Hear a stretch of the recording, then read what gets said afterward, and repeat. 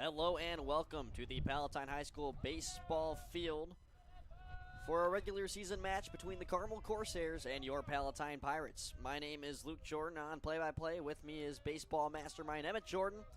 Johnny Pellettiere will be doing all the work that you see on the screen, as well as Jack Oswald on camera. And we are ready to go early on here. Juan Ledesma is up first for the Corsairs. On the mound for the Palatine Pirates, it's Peter Mulhern, his first appearance here on home turf, or more home grass, you want to call it. Yeah, so the scouting report on Mulhern is he usually sits mid-80s. Good junior pitcher, solid part of this rotation for the Pirates. An 84-mile-per-hour fastball, 73-mile-per-hour curveball, and a 78-mile-per-hour changeup. Those are all maxes. There's some nice heat there, and that's a strikeout to start things early for Peter Mulhern. Yeah, 3-pitch strikeout. Great start to the game for the Pirates, who've struggled recently to keep runners off the base paths. Starting pitching for the most part has been solid this year, however. So now up, it's Medcow Curry.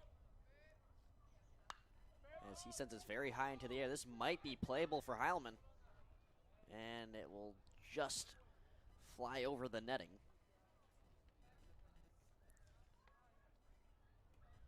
Curry was one of the 2 all-conference selections for the Corsairs last year. And this is his senior year. And here's the 0-1 from the junior pitcher, Mulhern. Put into play and zipped out to right field, and the catch made. Yeah, and solid contact, just unlucky for where he hit the ball. Great job putting it into right field, but Morgan Wackler is right there. And a good second out to start here for the Pirates. And Mulhern, in just 5 pitches, takes care of 2. Rhett Wolf steps in now. Another righty. And that's the first ball of the inning. Wolf, the senior, 2 for 6 on the season so far. Takes inside. I think that was called no, it was called a ball. Corsairs are 1-1 so far on the season, as number 11 awaits the pitch. That's another one inside. 3-0 count favoring Wolf.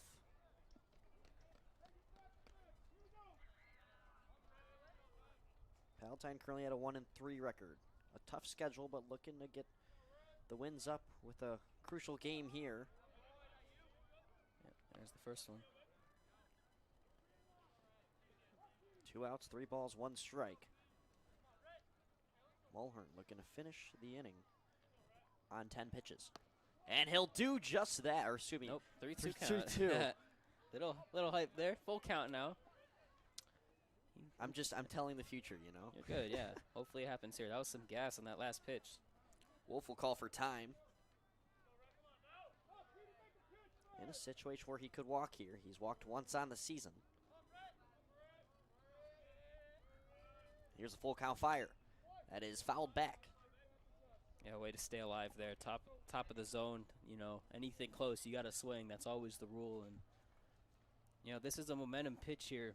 Whatever the result of this at-bat is, for the Pirates, you want this 1-2-3, and the Corsairs, you want to start some offense here with your 4-hitter coming up. We'll try again, and this time it'll go a strikeout for Mulhern, his second already here in inning number 1. No score through the top of the first.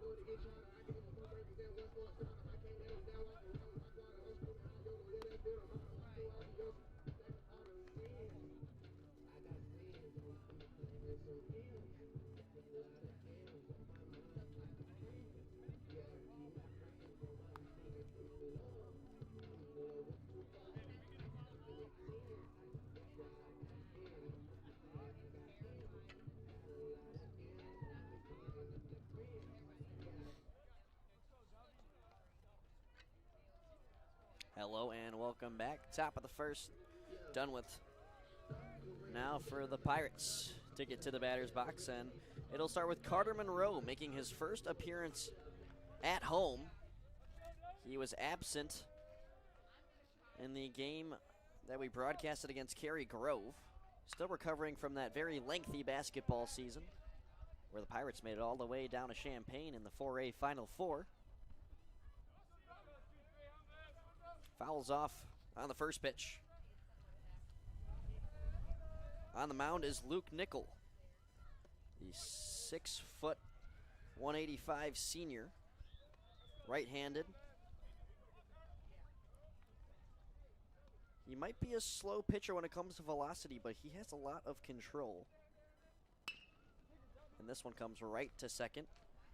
Grabbed by Ledesma, he'll get it to Shajette. One down. But to rebound what off I was saying, Nickel tops out at 78 miles per hour on his fastball, 67 miles per hour on his changeup, and 58 miles per hour on that off-speed curveball. But although those velocities may not look great, he's got a 1.48 ERA in the 11 appearances he made last year. This is his first appearance of the year. Yeah, this is a big velocity change from the last game. Pirates were at York and they faced somebody who throws 99 on MLB draft boards. This is a bit of a relief here to face if they can just put the ball in play a bit more. Wasserman expecting off speed, was a little slow there, and now he finds himself dug in a hole, a 1-2 count with one out.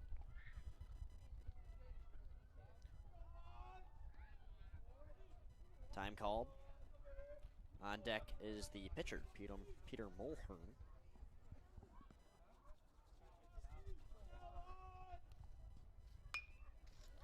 And this is sent down the left foul line and out of play.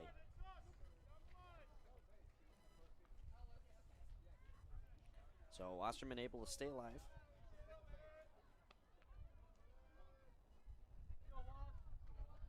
He is 2 for 11 on the season. 181 batting average. Looking to make that increase here. It's a soft grounder up to first, and stepping on the bag is Shajette with no issues, and 2 are down for the Pirates. Yeah, and 2 from the ball being put in play, both to that right side. You know, with the lower batting averages, obviously the Pirates have had some tough matchups, but in this cold weather, you know, batting averages tend to decrease, so hopefully they can get that going later in the season as it starts to warm up. Obviously today it's 30 in the 30s, so we'll see how they deal with that. Last year, these two teams met later in the season, and shockingly, the Corsairs pulled off a no-hitter of the Pirates, a 1-0 victory. Yeah, that's not something common you see in high school baseball. That's a ton of really good pitching on both sides for that to happen. This one's put in play right into the sun in right field. And Rhett Wolf is able to make the grab, and 1 inning is already done. Yeah, 3 up, 3 down, both sides. So still seeking our first hit of the game. Both pitchers dueling up to this point.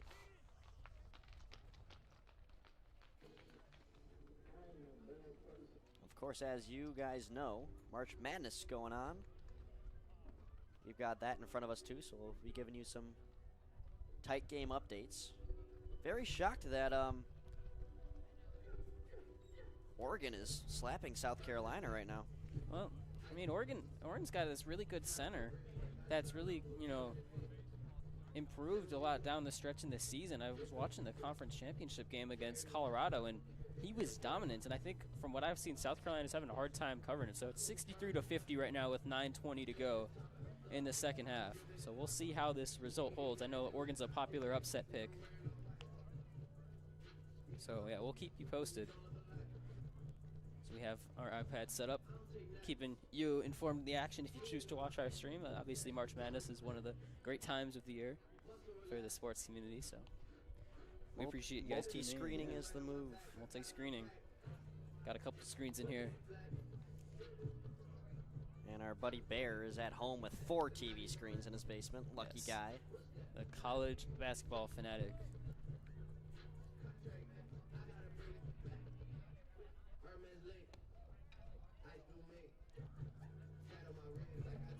Corsairs will start with the righty Zach Case, who plays third base. A solid start on the season for the junior. Only 7 at-bats, but he's 3 for 7, a .428 batting average.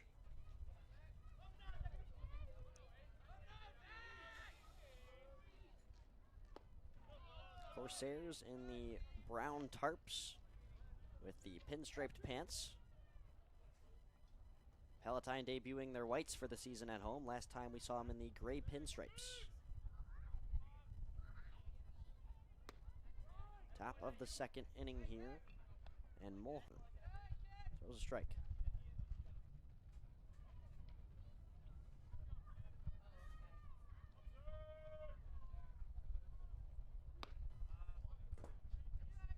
Gets Case to go late. Count now 1-2.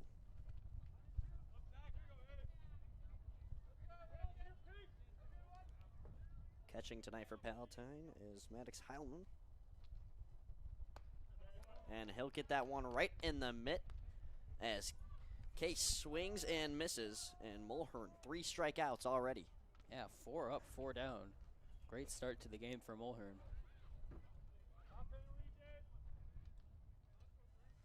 So far, a runner has not reached base yet in this game. We'll see if Finn Ford wants to be the difference maker. Can't handle the heat of Mulhern on pitch number 1. And I'll tell you what, something about Mulhern's pitching is that fastball can be tough to reach at the top of the zone. You have to get your hands around quicker. We'll see if he sticks to that bread and butter. Was tipped there. Favorable count for Peter Mulhern. 0-2 now.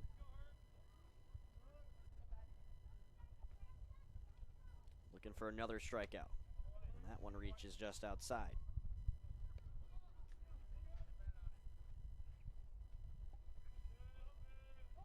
Ford the junior, batting .333 up to this point. And he belts this one out to right field. Wackler back near the track makes the grab. Oof, and you could see there at the end of the play, Mulhern was saying, "My bad" to Maddox Heileman. He missed his spot. You have to be careful with those kind of pitches. I believe he threw an off speed, and that was nearly for Ford a home run. Had Wackler all the way back to the warning track. Well, Finn Ford homered in the last game for the Corsairs. He almost went back-to-back games with homers. Just a good 10 feet for making the difference.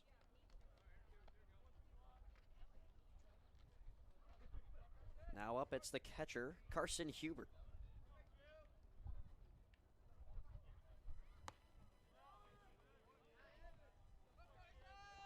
And already Mulhern getting advantage of that 0-2 count.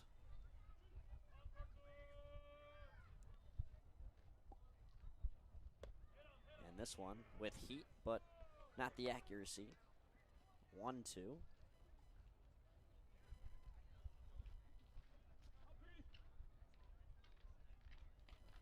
Mulhern looking for the strikeout. He'll get just that and make his strut to the dugout with another successful inning.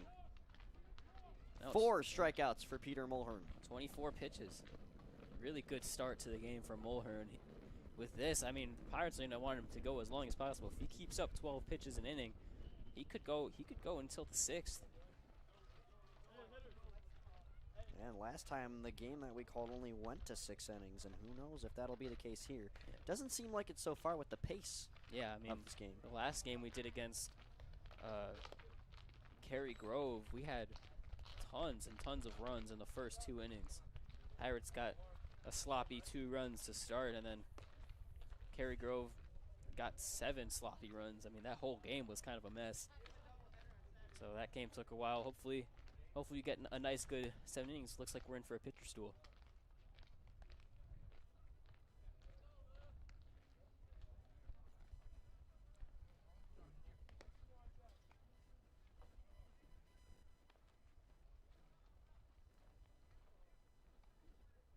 This is a Palatine team looking to avoid going 1-4 through the first 5 games of the season for the 2nd straight time. That's what happened last year. They like to start off with a tough schedule.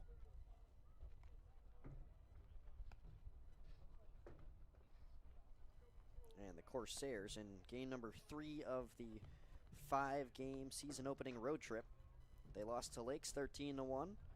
Then they beat Warren 6-4. They'll play at St. Joseph over spring break on the 26th. That's a Tuesday. And that'll be St. Joseph's opening game. And then the Elk Grove Grenadiers after that on next Thursday, a week from today. And they're 0-1 up to this point. So 2 winnable games there for the Corsairs, but they're definitely focused on the present.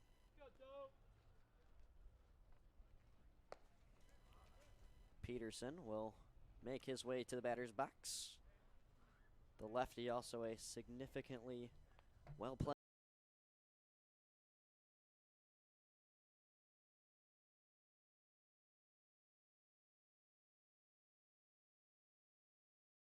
the second.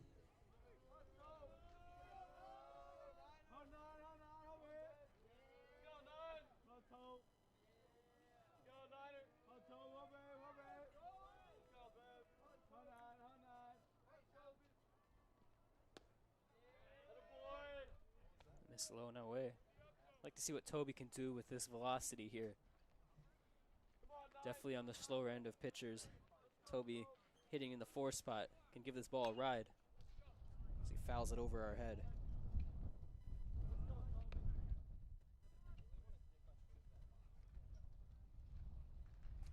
Peterson's got the most at-bats out of any player on this team with 13 up to this point. Yeah, and that just means that when he's been hitting, he's either been on base from a hit or he's been out, so not a lot of walks for him as compared to the rest of the team. He's hitting .230. Fouled off left. 2-2 count now.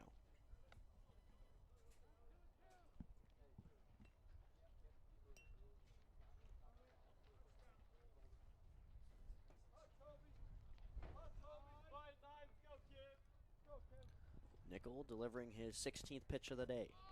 Off speed, got Peterson. And that's a K for Luke Nickel, making his pitching debut on the season.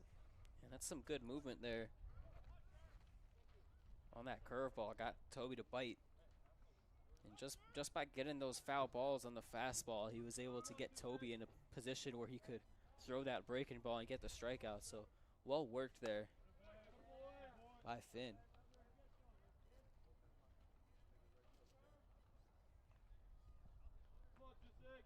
Ian Sherman now steps up to the plate and sends it straight to center. It might drop, and it will. A base hit for Ian Sherman, and somebody's finally made their mark in the hit column. Yeah, made their mark on the on-base column, too. First base run of the game goes to the Pirates. Nice piece of hitting there by Ian Sherman to put that ball back up to center field and had it drop nicely in between the edge of the infield and the center fielder. And now here's the Illinois Wesleyan commit, Morgan Wackler.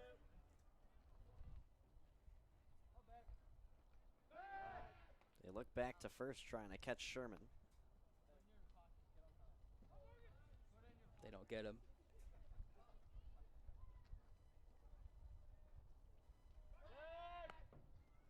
And they'll try again. Yeah, so now if this was the MLB, if he tries one more time and Sherman is safe getting back to the bag, he would get second base. I know Sherman is unlikely to steal here. It's an interesting rule that could be added to high school in the future, as this one is right at the second baseman, and they'll look to turn two. And they got it. Yeah. Double play for the Corsairs. And although the Pirates get a man on base, the double play cancels it out. And we are still at zeros apiece through 2 innings of play.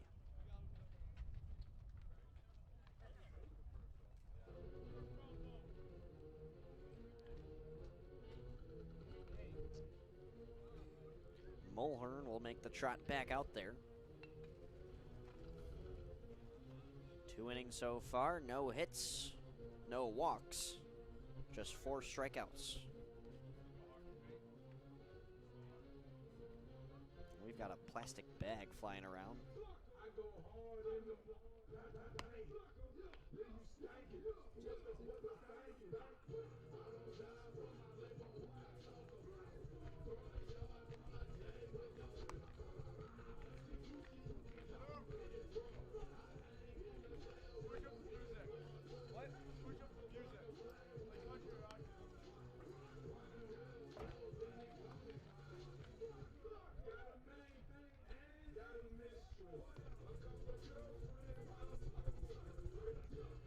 Up next for the Corsairs, it's Chajet, the first baseman, followed by Areola, the designated hitter.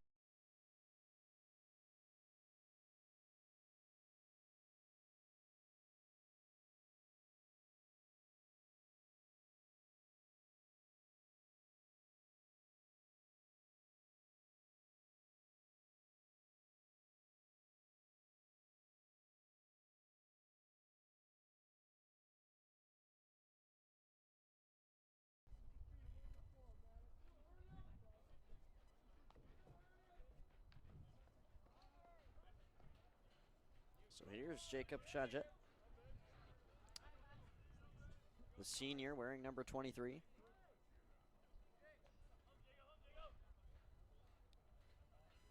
Mulhern delivers. And that's a strike.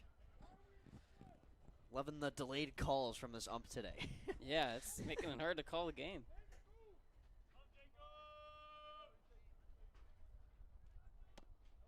Well, that one was a visible ball.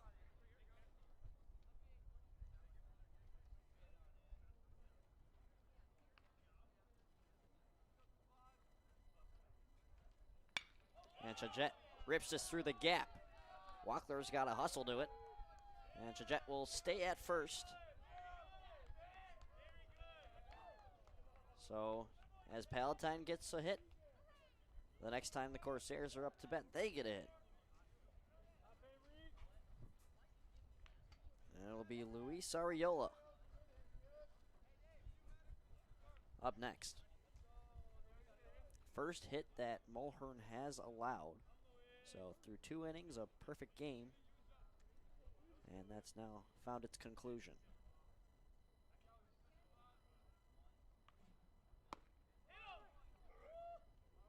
Strike number 1 there for Mulhern. There's the strike call.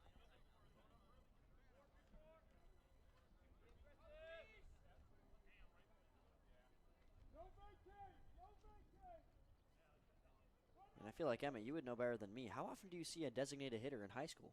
It happens. I mean, it's really up to team preference. And this one flutters right back above the mound to Mulhern. They almost had a double play. Ooh, they could have called that. Jorden was slow getting back to first base. Lucky that there was only one out there on the weak, I don't know if you can call it a line drive or pop fly to Mulhern, and he made the catch. And back to that on the DH, yeah, it's really team preference. Pirates all their pitchers are good hitters, so they tend to let them hit. But yeah, seeing a DH in the starting lineup is rare, you could say. Cooper Riley, the shortstop, right-handed batter, steps in. Mulhern looking to pick off Jorden at first.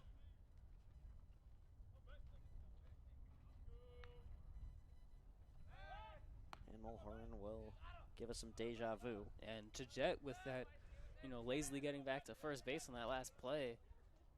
Mulhern's trying to see if he can get him here. Now, Jorden's leadoff is about 5 feet, so it's not going to happen. But if he keeps jumping around, it might go to him again.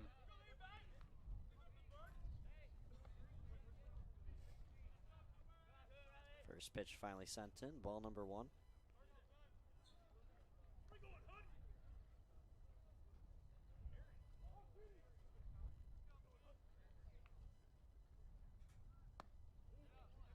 And Heat in the zone. 1-1 count now with 1 out.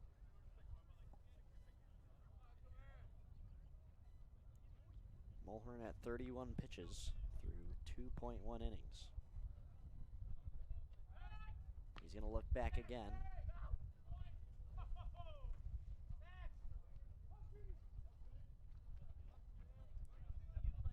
Both first basemen over at first base.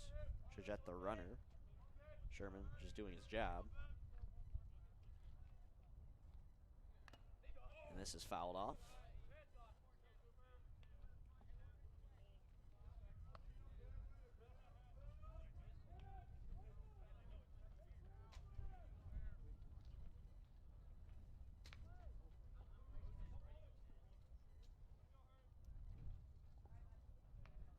An important 1-2 pitch incoming from Peter Mulhern.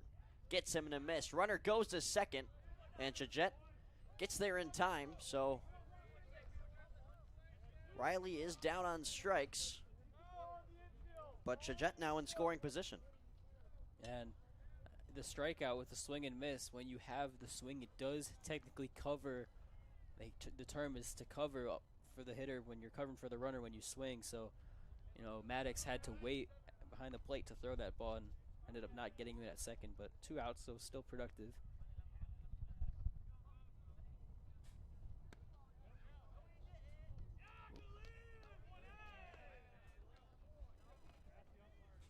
Check swing was successful. Yeah. Ball number 1 there. They just appealed too, and yeah, it was umpire in the field said safe, so that ball was low. Juan Ledesma at the plate, 0 for 1. Fouls this one right back.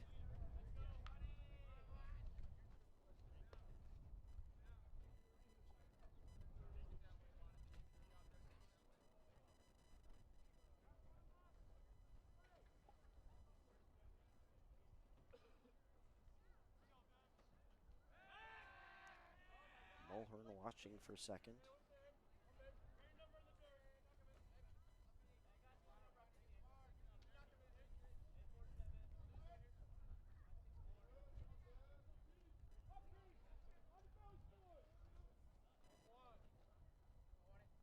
Some patience, now the 1-1. That is A strike. strike number 2. Right at the top of the zone. Now a chance for Mulhern to have a solid 3 quick innings. So we're only a little over 15 minutes into this game.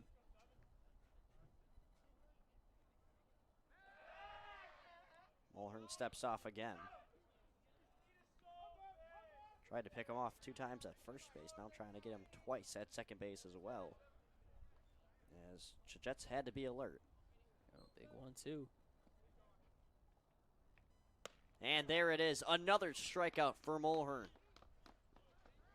Yeah, great inning for Mulhern as he goes 3, allowing 1 hit, no runs.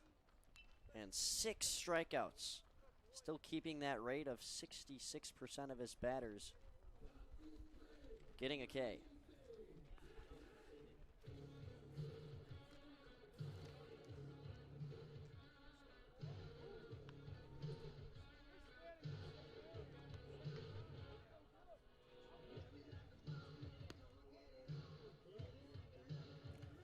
An update on the game that we're watching. In the Midwest, Oregon up 78 to 65 over the Gamecocks of South Carolina.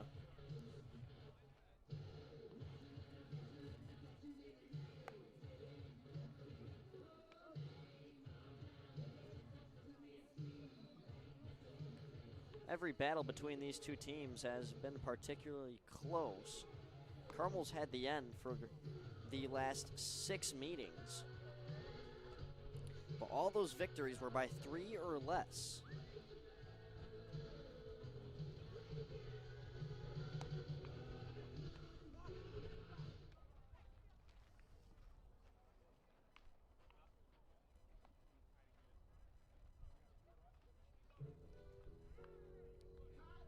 Stepping in now, Jack Hauser.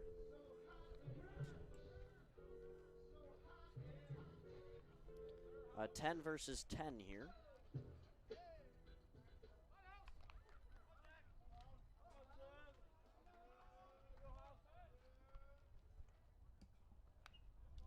First pitch fouled right behind. Hauser struggled a little bit to start the season. 1 for 11.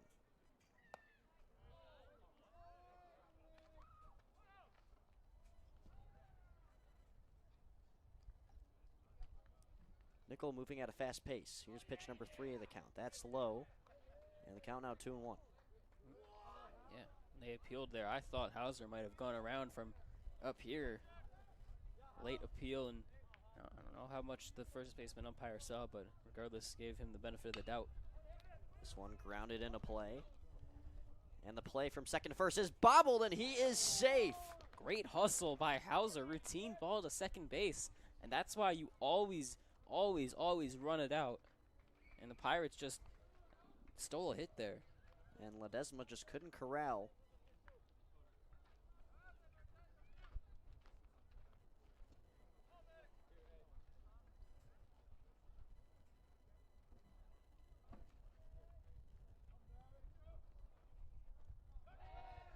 And they'll look back to first like they did prior.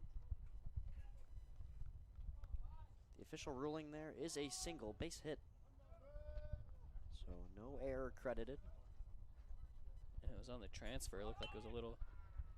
This ball is bunted foul down the right field line. But yeah, it looked like it was just slow on the transfer at second base there with Ledesma. And Hauser was moving down the line and ended up beating it out.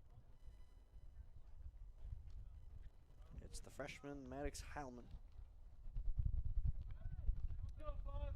Only underclassman on this starting lineup. They look back once again to try to get Hauser. And they'll do it again. And they were real close that time. But Hauser just barely beats it out. Paying a lot of attention. I mean, scouting report, Hauser's relatively quick. Nickel throws back again, and he's safe once again. Yeah. Carroll's got a smile on his face as the first base coach. Hauser's going to keep going out to that cutout, 12 feet. And that's a strike to Howland. Would you say that those constant pickoffs to first base fatigue you a little bit as a pitcher? I mean, it could. I would more say that it could get you out of your rhythm a bit. If you're, if you're in a groove and you have to, put your eyes somewhere else. That was even closer on the pickoff. Put your eyes somewhere else and make a throw. It can kind of mess with it a bit, but it looks like Nickel is doing a good job at both. Pitch number 26 coming from Nickel. And that is a strikeout. A very lazy motion down at home plate, but he gave the delivery. And Heilman's retired.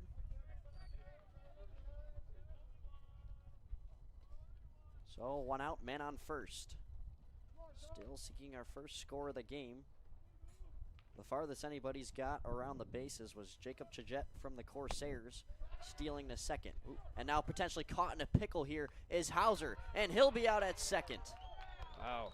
And they're lucky they got him too there, because on the back pick at first base, Chajette tried to make the tag with no runner there. So I think the throw beat him anyways to second base, but Pirates lose another base runner here.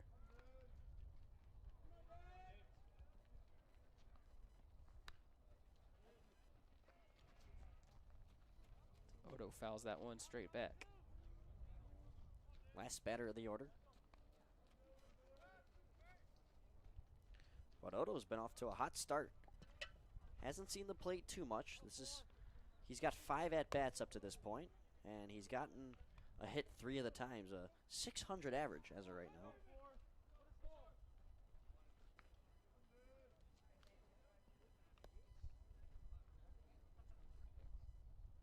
And you know what, that muffled pitch down at home plate made me think that Hauser would have probably got on for free there if he was still on base.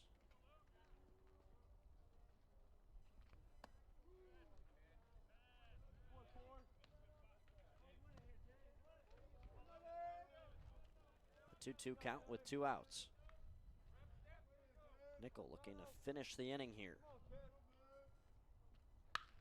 And this one is ripped out to right. It'll drop. And Odo continues his hot start to the season. Yeah, and hitting at the bottom of the lineup, and Odo's been the most consistent hitter.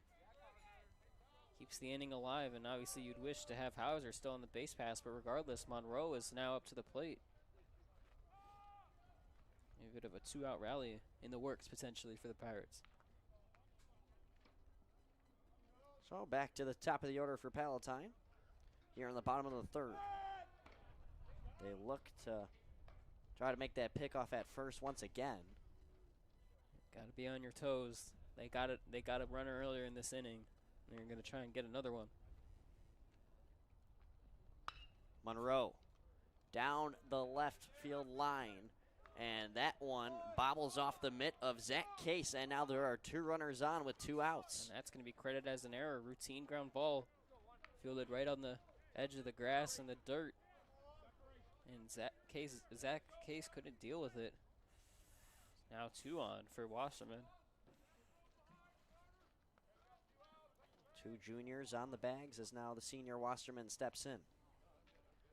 Headed to Carthage College, just across the Illinois-Wisconsin border after this season.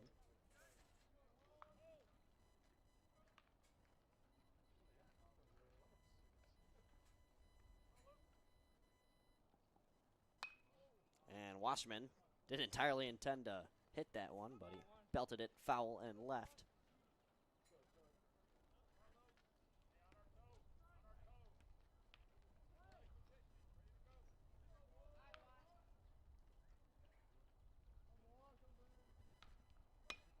And Wasserman puts this into play. It's bobbled momentarily by Nickel, but he gets the toss to first in time, and the game stays scoreless as we finish 3 innings here at the home field of Palatine Baseball.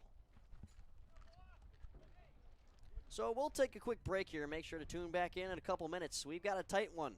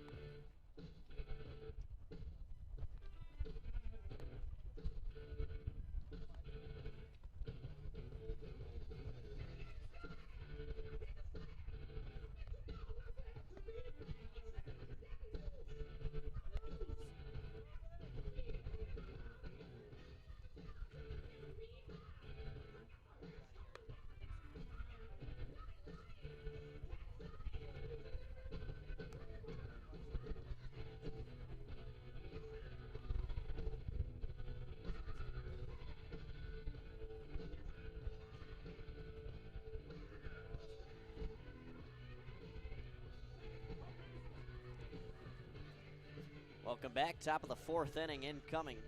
Mulhern still on the bump, and he's been on fire up to this point. 1 hit allowed through 3 full innings and 6 strikeouts dealt.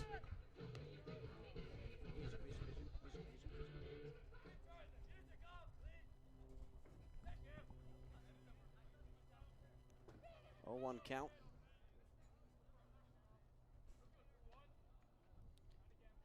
In the box is Medcow Curry.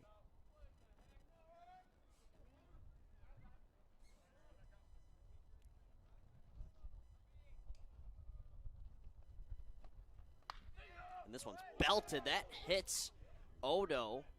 Flies in the air, and it's eventually scooped up by Riley, but all that matters right now is the health concern of David Odo after getting hit real hard. Yeah, scorcher down the line to third base. It popped off of Odo. Not sure where it hit him and went straight up into the air and landed in front of the shortstop. I mean, that thing bounced high into the air off of him. I don't know if he's going to be okay after that. Both Paul Bello and Brent Carroll out there to check on him. Man, exit velocity wise, that's as hard as you're going to see a ground ball at this level. That's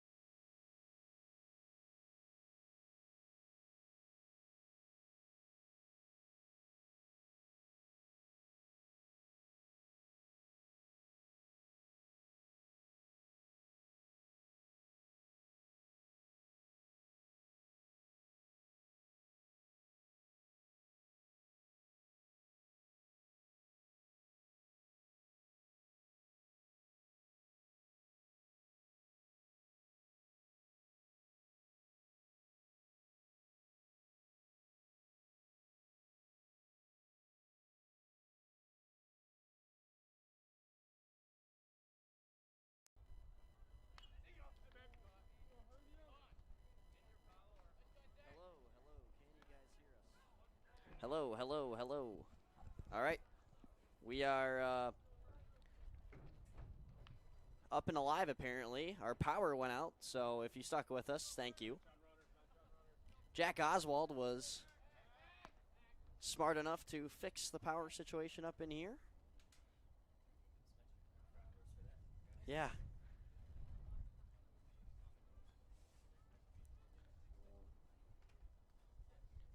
You didn't miss too much, but now you're witnessing another pickle. And this one is overthrown. They're going to try to make the play at second. And Riley could not rush there in time, as the Corsairs get a man on second for the second time tonight.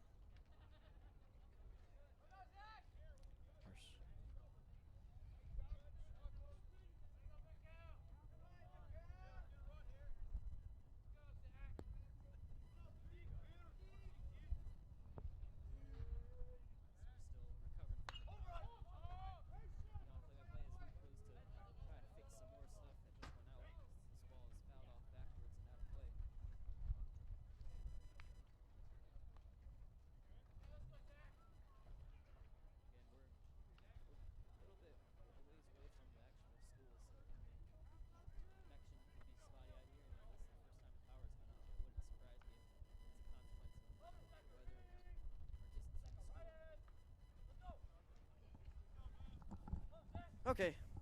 Just had to communicate down there that the scoreboard is now off until further notice, because we did lose power up here, and the scoreboard does not automatically turn back on.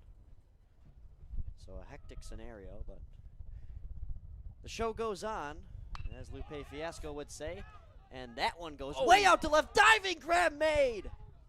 What a play, Toby Peterson. The fielding has been, for the most part, on point for the Pirates, and that is a run-saving catch. Yeah, line drive, and I saw from here he was going to make an attempt on it, and star player on this team.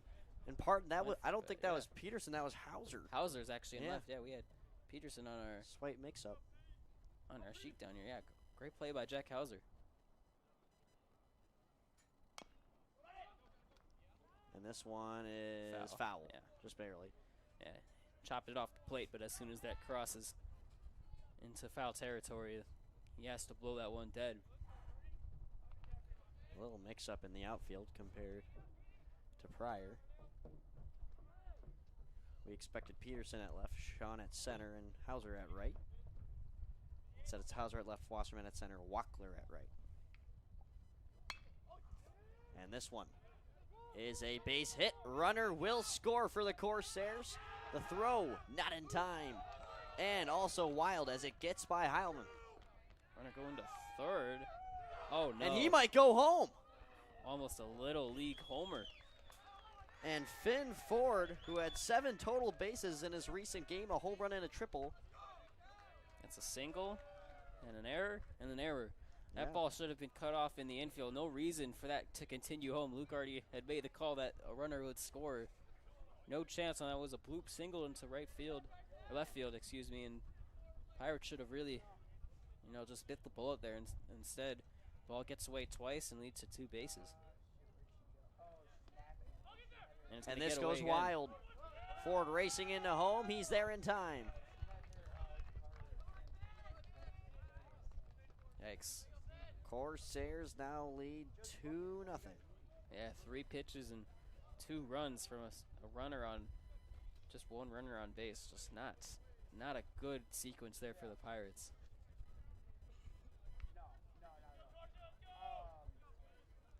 The catcher, Carson Hubert, at the plate.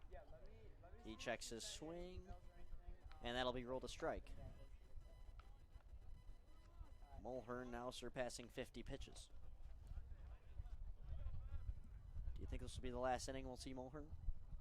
Likely, yes. I mean, for arms-wise, Pirates have only had, I believe, 1 game this week, so they should be well rested enough to bring out some help. Obviously, Mulhern's been doing a pretty decent job. Only allowed, I think, 4 hits, so they might send him out another inning if he can get out of this one. They were originally supposed to play Monday, I believe. Yeah, and that game was supposed to happen yesterday, and that game also was called off due to the cold weather, but they decided to run this one, despite it being 39 degrees outside. They played York Tuesday, and they faced quite the pitcher. Ryan Sloan, I believe his name is. Yep. Tops out at 98 miles per hour, headed to Wake Forest. Hearing from Liam Arnold, first baseman on the Pirates, he saw at least 30 scouts, in his words. He saw Marlins, Cubs, Dodgers. Royals, Dodgers. I'm trying to remember from what he told me as we get the strike 3 here. So the Pirates do get out of the inning, but yeah, Sloan. I mean, don't be surprised to see him on your TV in the next year or 2. I think it's always cool to face somebody that good, as much as it's kind of scary per se. Yeah, I mean, but you can always tell your kids, hey, I played against that guy. Played against that guy. It's a good learning experience, I think, for these guys to face upper 90s, know what it looks like, and it changes your approach a bit, because you don't have to provide the power when you make contact. Obviously, if you put something into it, you'll get a little bit more out of it on the bat. But usually it's just kind of get your bat in front of the baseball, and it can go a long way against that speed. So it's a good good learning experience, because they will face quicker pitchers, especially if they make a run in the playoffs.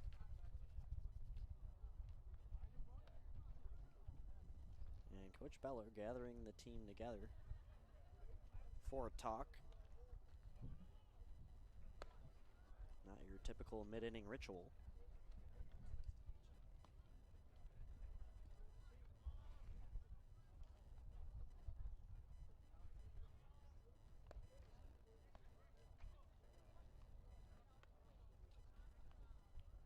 3/4 of the way through the second quarter in Nevada and Dayton.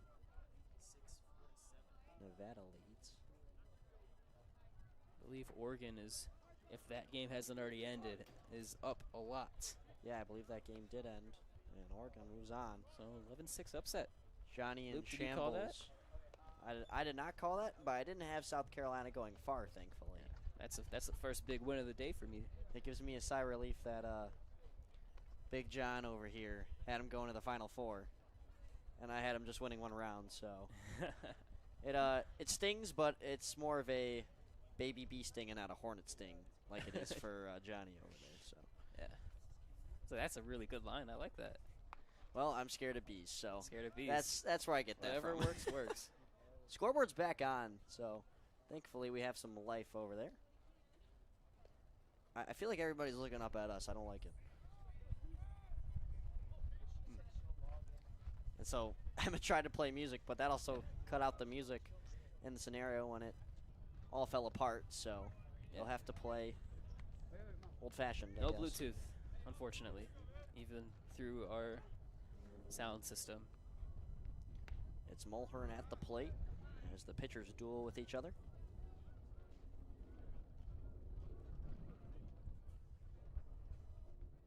Nickel delivers. That's in the dirt.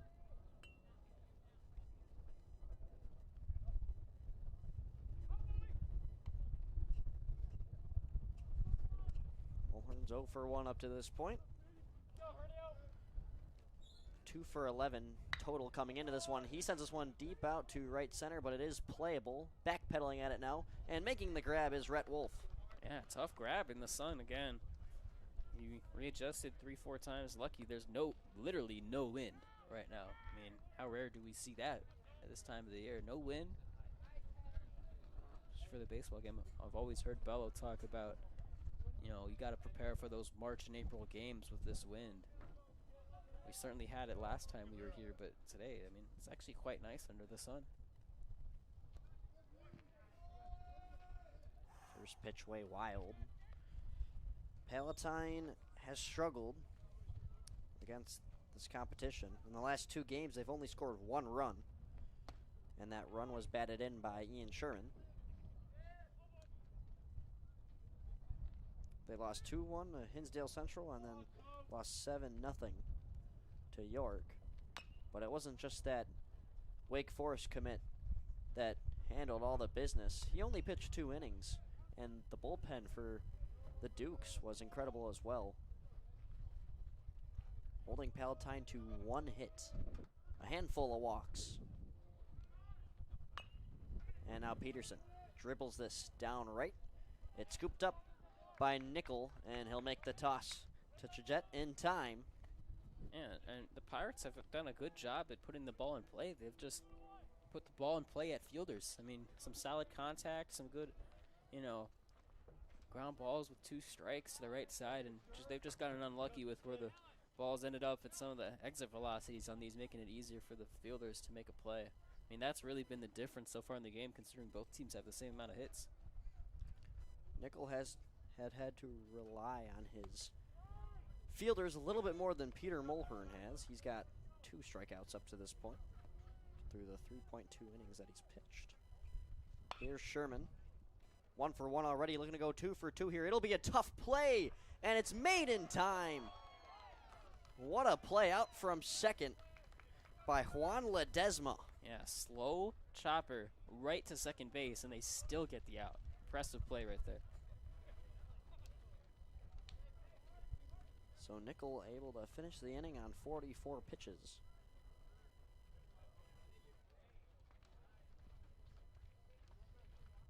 And we'll look to see who steps out to the mound, and it will be Mulhern continuing his day so far.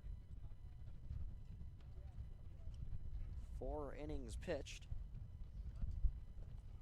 An impressive 8 strikeouts. And he's allowed 2 runs on 3 hits, but none of those were considered earned.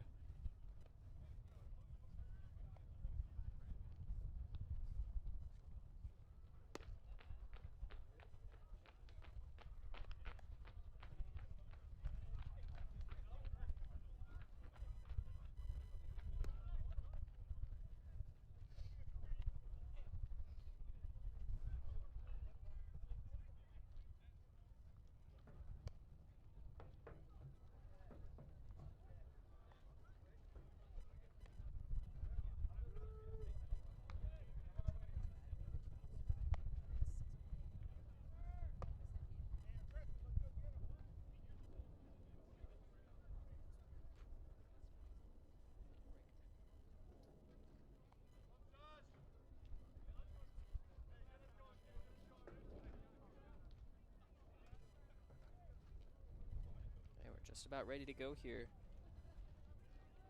Emmet will take over on play-by-play duties for this half inning. Mulhern out there for the 5th.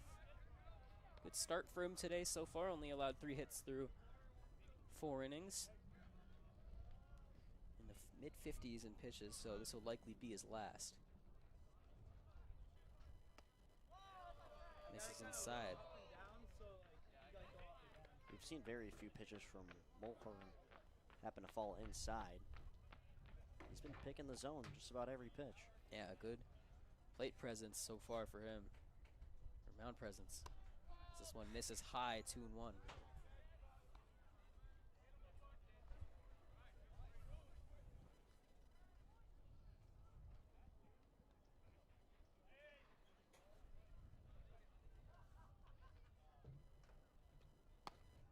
Got him swinging.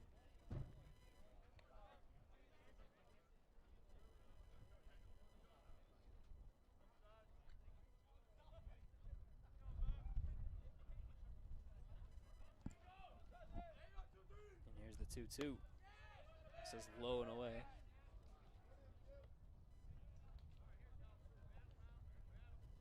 Mulhern.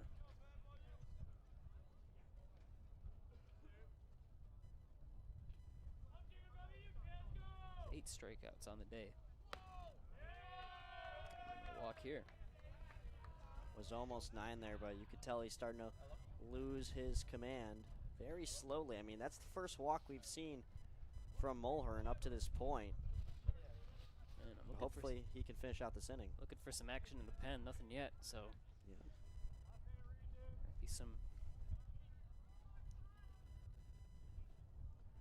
might be some action soon, or they might want to keep him going for some more pitches, maybe up into the 70s as this ball misses low.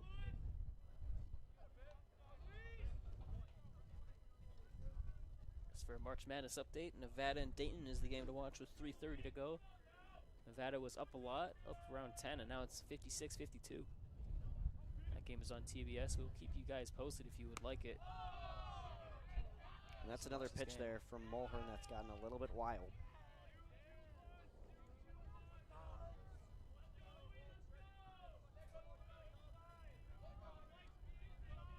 Two-0.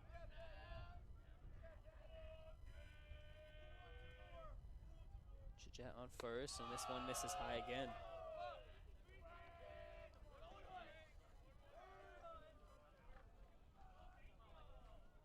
And they're going to talk things over here. Yeah, and this actually could be some time to get somebody out in the pen loose. I mean, we'll see if they actually decide to do that, but regardless, Miramontes is going to go talk to Peter Mulhern.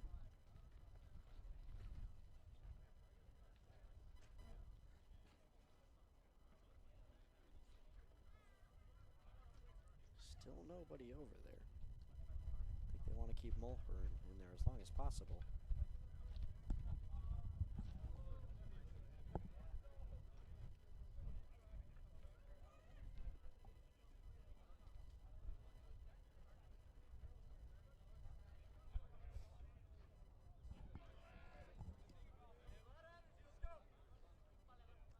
This break continues. Dayton has just hit a 3 and hit a free throw, and now the game is tied at 56. So, wow. Yeah. I'm sweating Nevada. Everybody's, really had to pick a side on this game. Dayton is on a 17-0 run. Until now. Nevada just got a bucket. 58-56, 2:12 to go. We're back here for some baseball.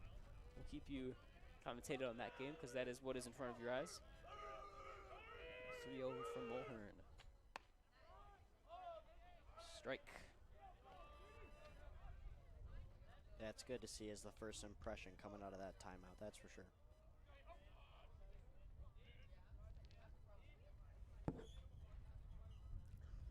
Right-hander deals on the 3-1. Line drive into left. Tough play over the head of Hauser. Will go all the way to the wall. This will score a run. No, it won't. Chijet is given the stop sign as it's a double for Ariola. I think that Chajette would have totally made it home there. He's moving really quick around second base. That's why I said a run will probably score here, as actually we do have some action now in the bullpen for the Pirates.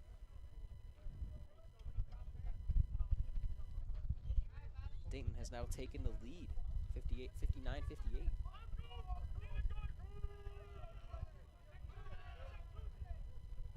Second and third, nobody out. So the curveball is called the strike. I'm gonna go take a check on the bullpen, see if I can identify who's getting the tosses in.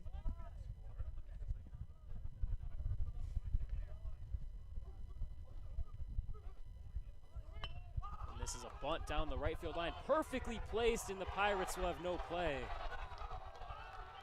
The Carmel bench is hyped. The Carmel fans love it. That was great execution on the small ball there. It's 3-0. I mean, you could not ask for a better placement on that bunt. Right down the right field line, stopped on the line, halfway in between first and home plate. Just good execution all the way around.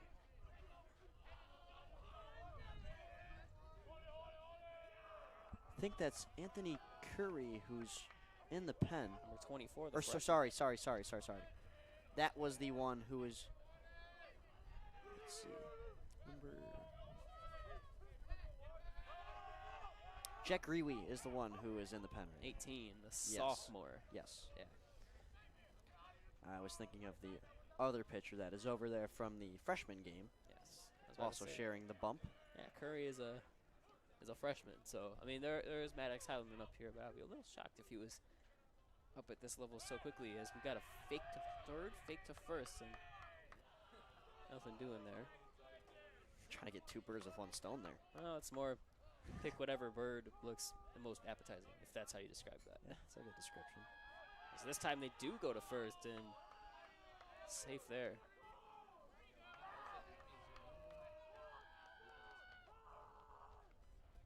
Nevada retakes the lead, 60-59. This is turning out to be a crazy game. Mulhern deals, and it's fouled straight back.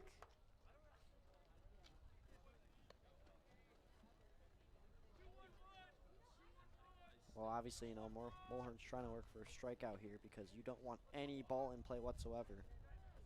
Because it might be fairly easy for Luis Arriola to make his way to home. Oof, they might have got him, and they did.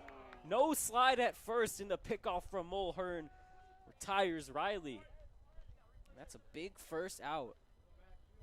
You always, always, always have to slide going back to the bag if you are at a lead that big, and he was jumping around, and Mulhern liked what he saw and made the move.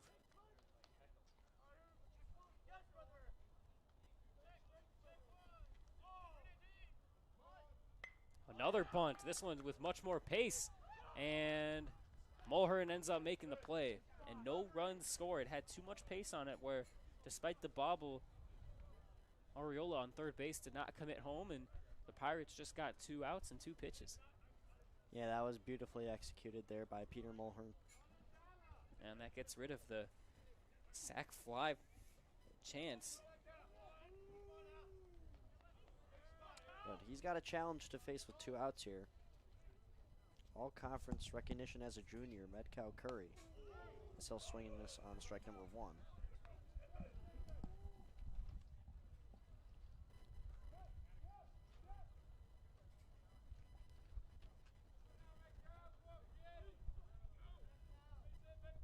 The 0-1 for Mulhern. Top of the zone does not get the call.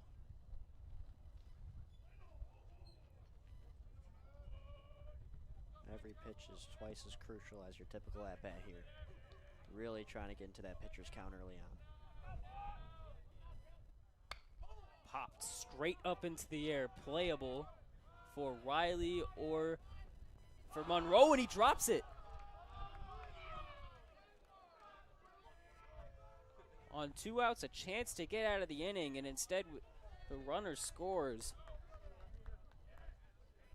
And Luke has head in hands right now. That should have been the end of the inning. Yeah, that's just That's a shot in the foot there. Of course, it's a hard ball to track with that sun. Pretty powerful today, but that's just something you got to have there.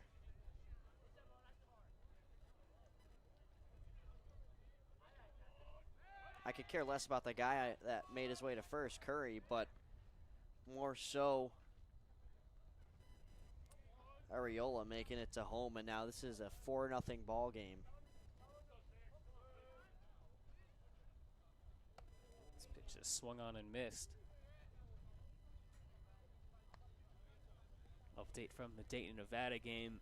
Dayton is up 1, and Nevada has just turned the ball over with 10 seconds to go. Dayton at the free throw line. It's a popular upset pick, the 10 over the 7. Might not happen here, as this is going to be foul tip strike 2.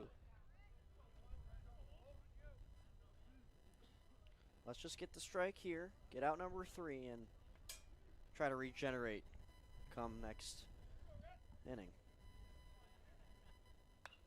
Fouled up and over the backstop.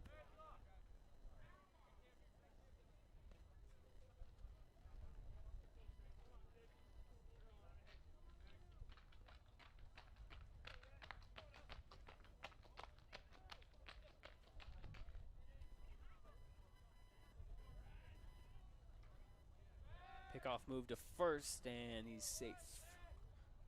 Curry gets back just in time. Yeah, that was real close. Good placement there by Mulhern. Sherman barely had to move his mitt to try to make the tag. Yeah. Jet Grewe, the pitcher in the pen, has made his way back to the dugout. Hopefully he does not have to come in this inning. So that one misses inside. Yeah, and that's what's tough from this angle. I mean, it looks like a strike for a moment until you see no motion from the home plate umpire. That's why we have that center field camera view for you guys that our producer is taking care of. Swung on and missed. Strike 3, and the inning finally comes to an end. 4-0 Carmel Corsairs. We'll be back after this break.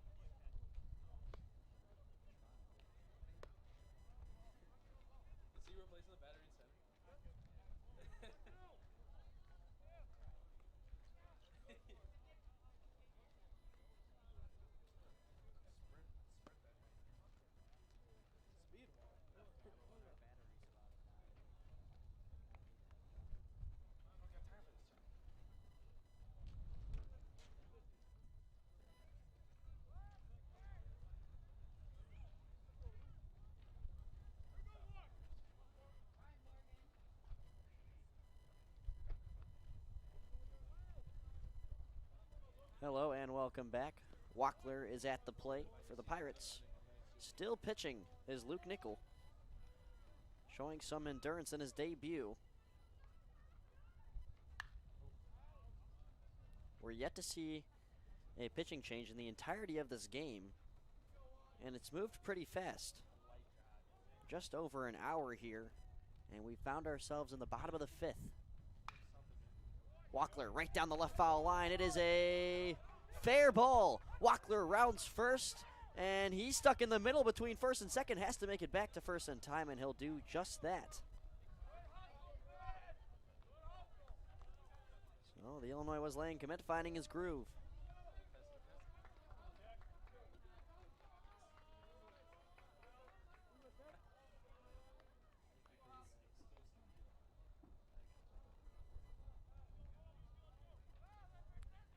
Walkler there makes Nickel allow hit number 4 on the night. 4 innings, 4 hits allowed, and 2 strikeouts dealt. As Jack Hauser steps in. He was successful earlier, 1 for 1. Swinging for the fences, but missing. You'll get it. You'll figure it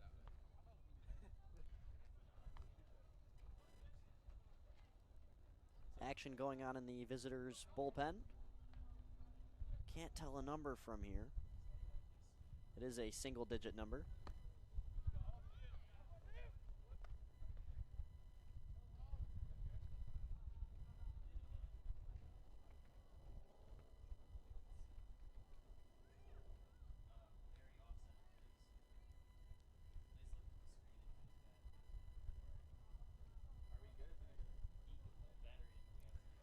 Oh, 0-2 pitch incoming, no outs.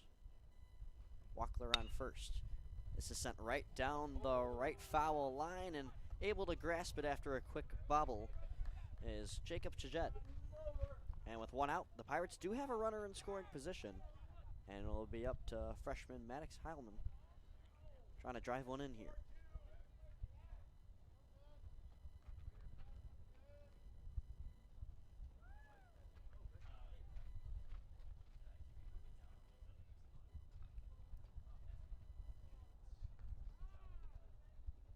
When the Pirates were no hit by the Corsairs last year, they got struck out 10 times. They're not being struck out as much. A lot more of the ball in play. But the fielding for the Corsairs has just about been perfection.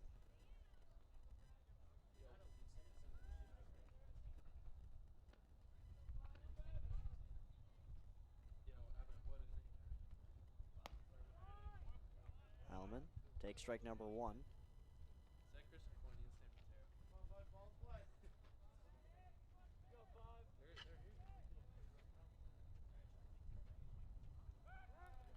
Nickel will step off the bump. Trying to catch Walkler lacking, could not there.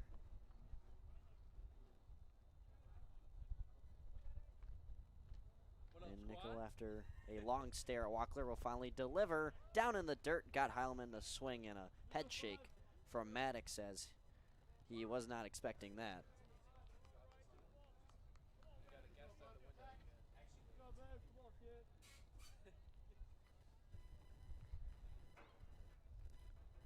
Nickel looking to grab strikeout number 3 on the night.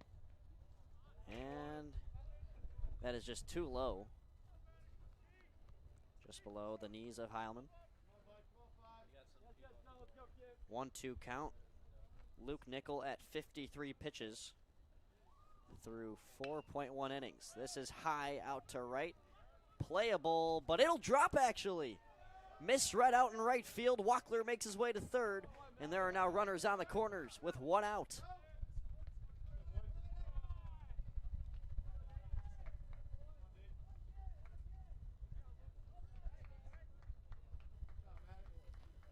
So a big situation here. And guess who at the plate? David Odo, who's been awesome in these first couple games of the season. Came into this with a .600 batting average.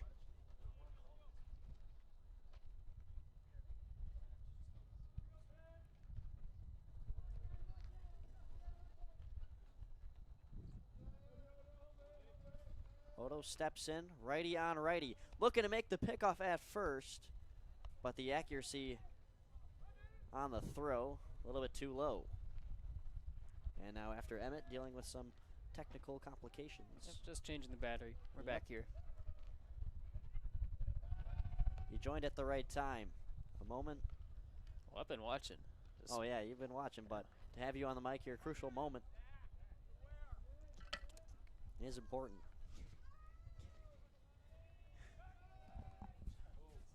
And this ball sneaks loose. Walkler's going home. Oh no, he's safe.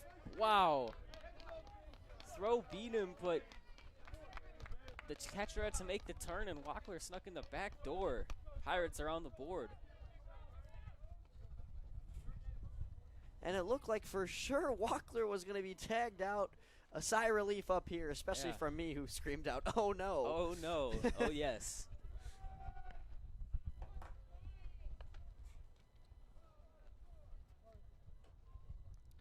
And Morgan Walkler able to roll the dice and get the payout. Pirates on the board. Now only trailing by 3.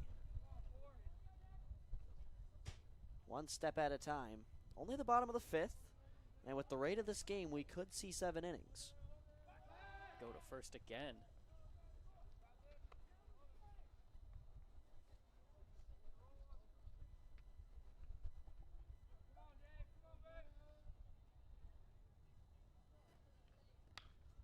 This one put into play. A slow trickler right to second. Throw is made in time. Nonetheless, advancing to second is Heilman.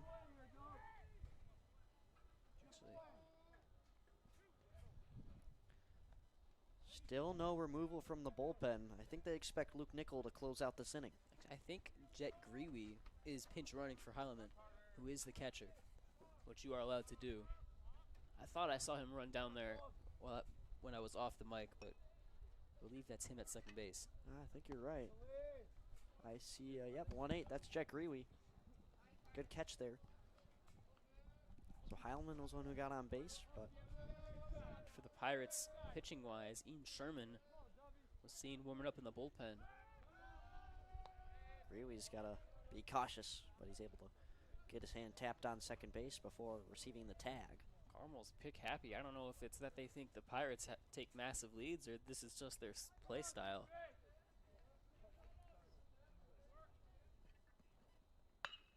Monroe, high velocity, down a short. Play is made, and the Corsairs close out the 5th inning. Only allowing 1, they still have a 3-run lead. Business to be done for the Pirates. 2 innings to go, a 3-run deficit.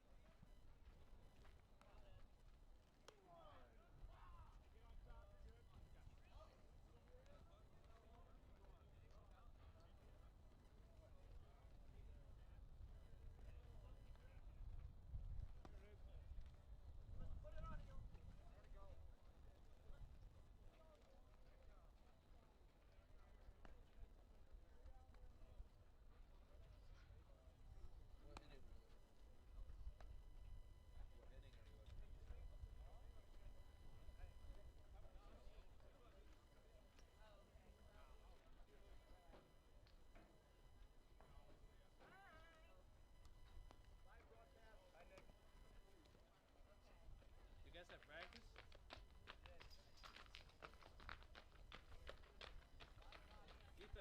Ethan.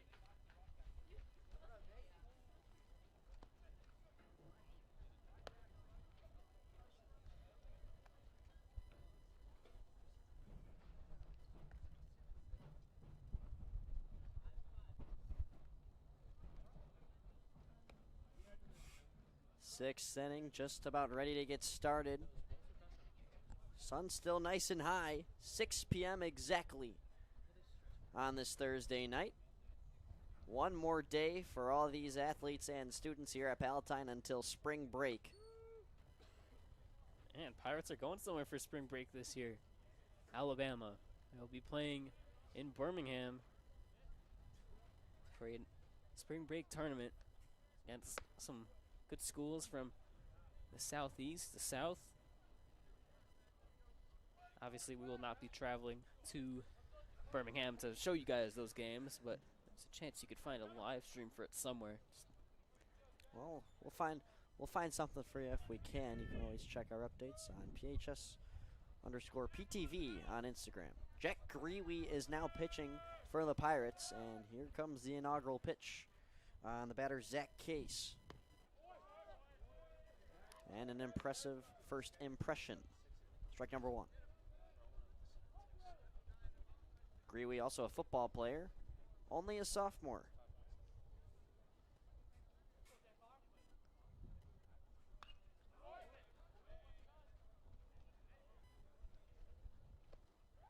And he's already got Case in an 0-2 count.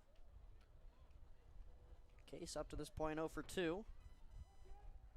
Came into this game pretty hot, 3 for 7. Now he's 3 for 9 on the season. Still a .333 average. And Grewe's throw is inaccurate. Thankfully, no runners on.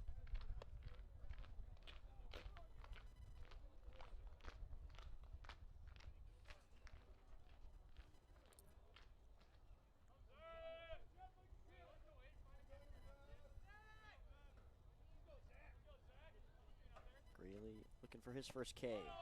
That's inside.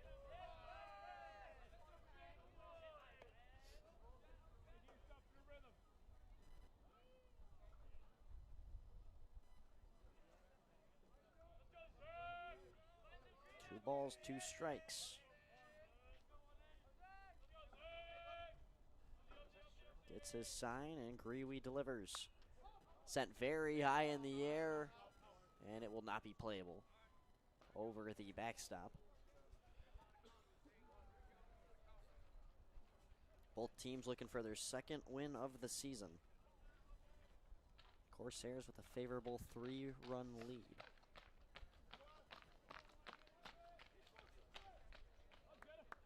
This is also a Corsairs offense that's missing a key piece from last year in Adam Galdoni, who now plays at Butler University.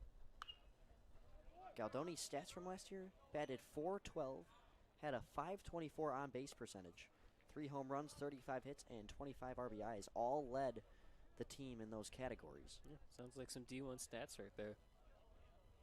He was a 3-year starter, 2 times all-conference recognition, and also 2 times all-area recognition. Yeah, Greeley's fallen behind here. Got to a quick 0-2, and now it's 3-2. Big pitch for the Pirates to try and stay in this game. It's all about the momentum at the start of the inning.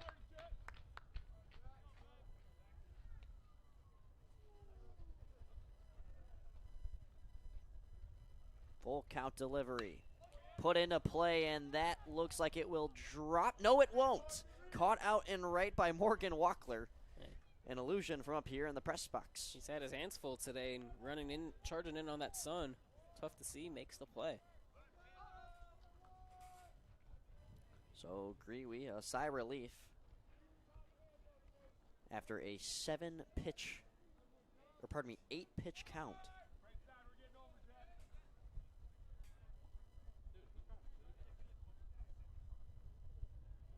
Finn Ford steps in. Looks at a high ball one.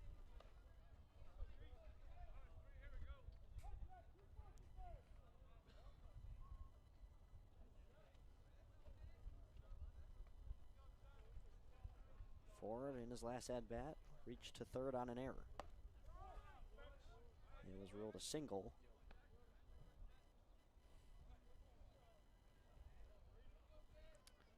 Nonetheless, the junior has had a great start to the season. Batting 3 for 7. Swings and misses at the heat there from Grewe. Count now 1-2.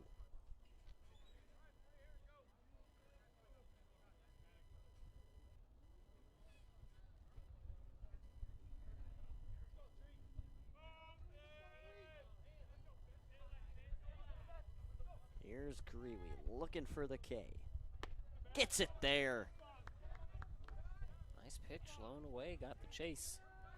2 down for the sophomore. Ford retired, now 1 for 3 on the night.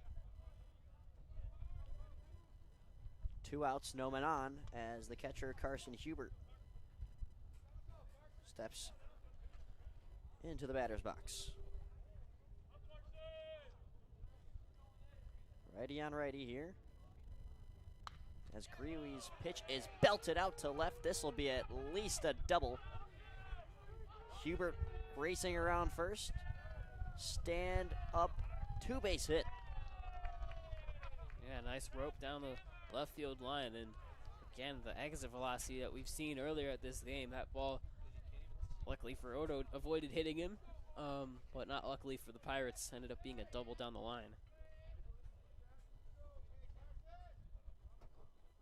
And we'll have a pinch runner as the catcher Hubert is going to get his hit and then relax.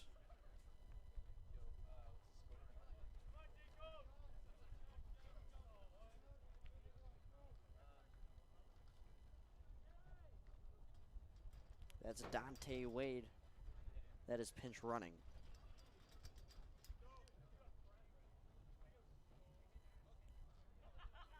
Fun fact about Dante Wade, he's the only international player on this Corsairs team. He's from Jamaica.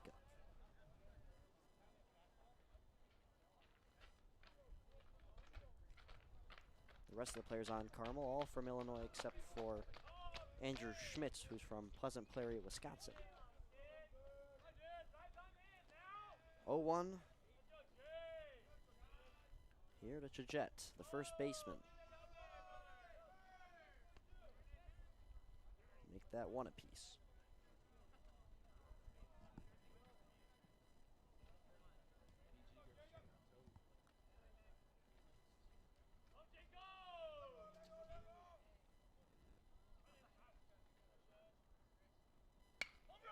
And this one is ripped over Riley's head, out to right field, and scoring with no pressure is Dante Wade. RBI base hit from Chajette, who's now 2 for 2 on the night. Yeah, another solid contact hit there for the Corsairs. They extend their lead back up to that 4-run advantage. And with 2 outs, they've had a nice little rally here.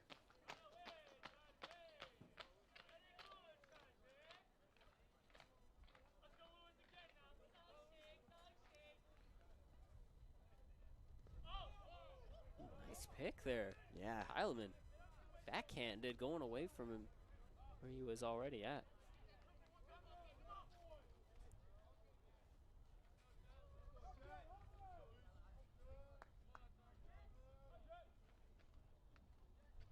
Palatine has had a consistent struggle against the Corsairs in the last 7 meetings. No throw there, and a bag taken anyways. Had Heilman not gotten that one on the last pitch, but Chajette steals the base. Rebounding off of what I was mentioning is that in the last 5 meetings, Carmel has outscored Palatine 27-16. And they've won 4 of those and ended up having to call a tie in one of those. This one, high velocity grounder, picked up by Monroe, makes the toss in time to Sherman. And we're back where we started just about an inning ago. A 4-run deficit is where we stand. Still 6 more outs available to sacrifice for the Pirates, as they'll need 4 runs in that time span. Stick around for the ending. We'll be right back on PHS PTV.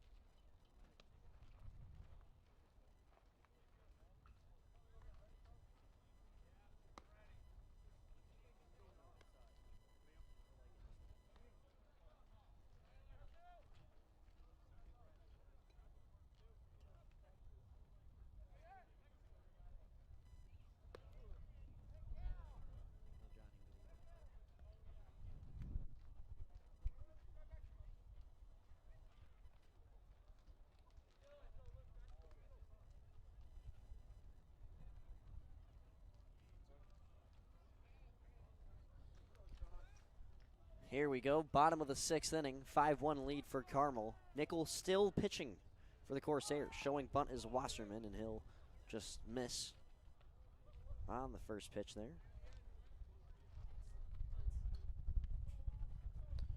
And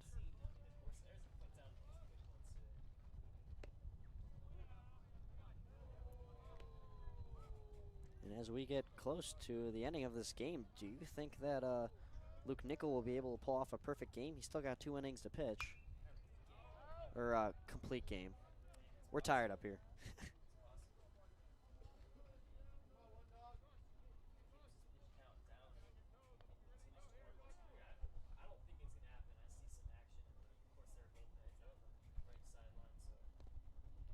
This is the 20th batter that Nickel is facing.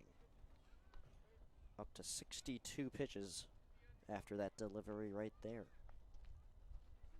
2-2 count. Looking for his first out of the inning. That's outside. Check swing from Wasserman is not too far out of reach. So now the count full. Wasserman known for drawing walks. Looking for his 4th walk of the season. Instead, he'll rip this right between second and short. And a base hit early to start this bottom of the 6th inning for Palatine.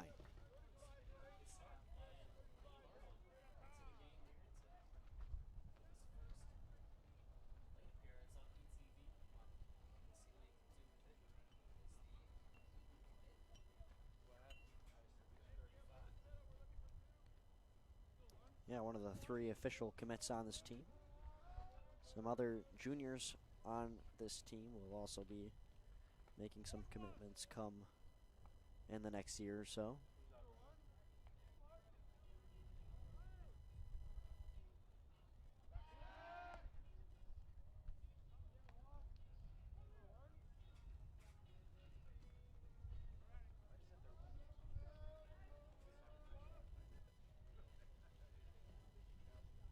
Nickel fires, and it's high.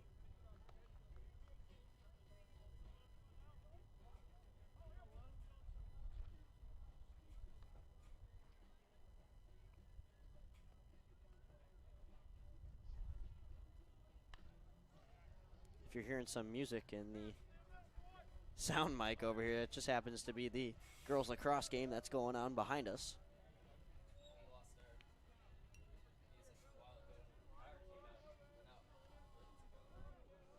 Oh, how about music in play? That'll be something new.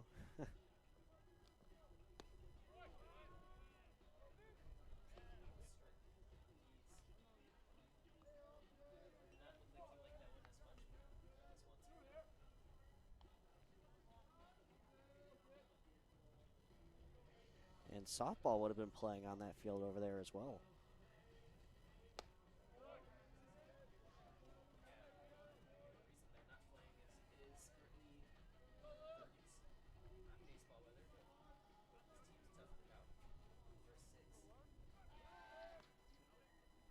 They saw PTV was broadcasting and they couldn't cancel on us.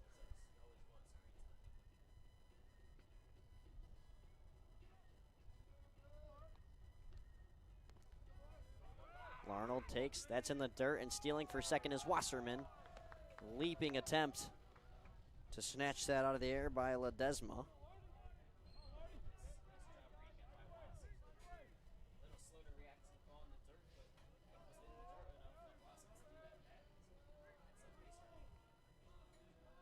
Full count for Liam Arnold. That's high, he'll walk. Runners on first and second, no outs.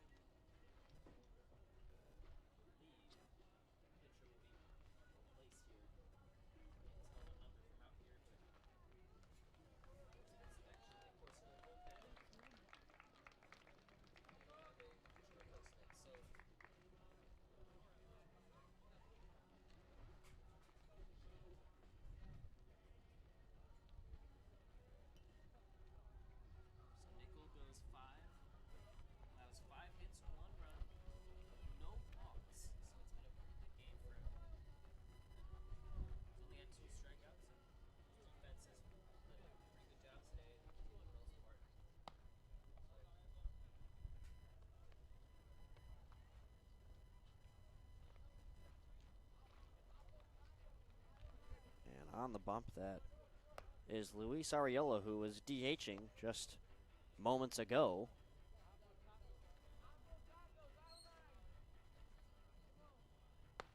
So now after some plate appearances for batting, he'll face some batters from the Pirates.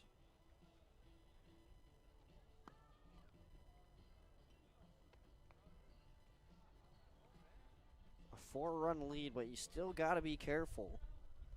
All it takes is a double, and you could potentially have Wasserman and Arnold cash, making the deficit just 2.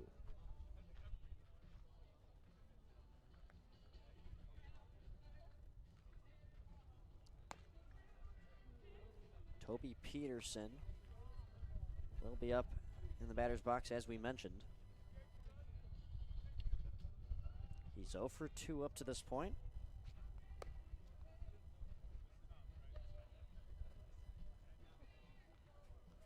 Yeah, some more velocity for Ariola as compared to the starter.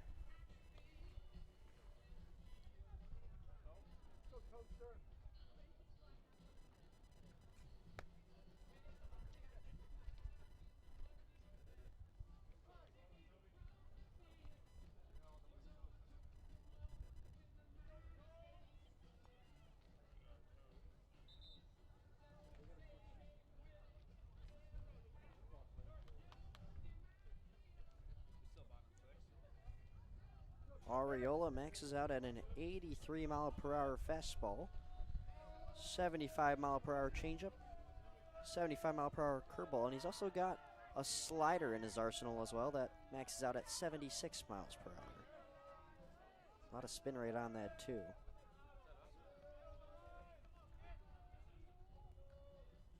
So we'll see how he can contain the Pirates here. An important time of the game.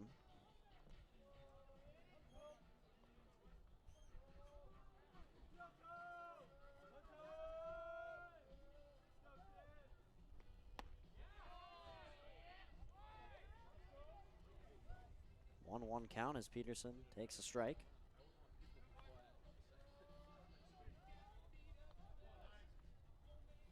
Wasserman on second, Arnold on first. He will throw to second. That bobbles by. Wasserman could have maybe. No. Yeah. Not in this situation. And yeah, might as well play it safe. Yeah, keep your runners on base with this situation. Nobody out, 2-on. Scoring position one way or another there. Exactly. If you get a base hit from Peterson. I could understand taking third if that misses the glove of the second baseman cleanly, but not there. Ariola kicks, fires, and this is fouled right above us. Heck, it might have made its way onto the football field. I think it did. Yeah, girls lacrosse game. Well, thankfully that game is not in action yet, just in warm-ups. As they'll take on the Buffalo Girl Bison. A 1-2 count faces Toby Peterson. And that is bobbled. Runners advancing from both first and second. Wasserman on third, Arnold on second now. And that's a pitch that Carson Hubert's got to have, because that's going to be credited as a pass ball, which is against the catcher. Advances Liam Arnold into scoring position, and now a base hit makes it a 2-run game. So it's just the little things here that could cost Carmel some runs here. And this is belted down the left field line, but foul. Oh, wow. And the punishment almost came immediately there as Peterson got some solid contact there. Might have jammed him up. He's blown into his hand, but it's got some solid contact down the left field line and nearly had that one drop. That would have been extra bases for him.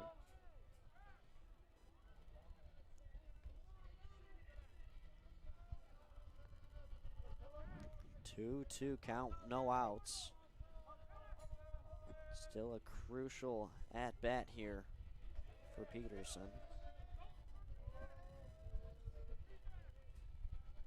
And we'll even get a timeout from Peterson to build the tension here in Palatine.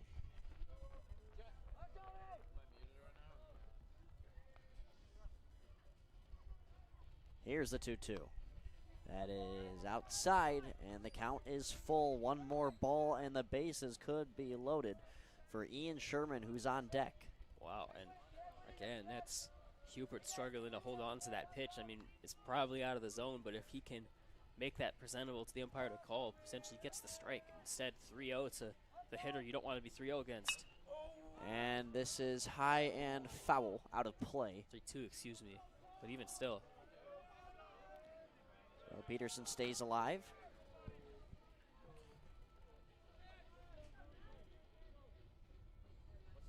Ariola being put to work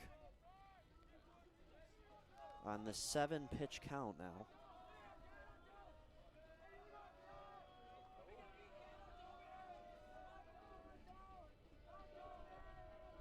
We'll try the full count again.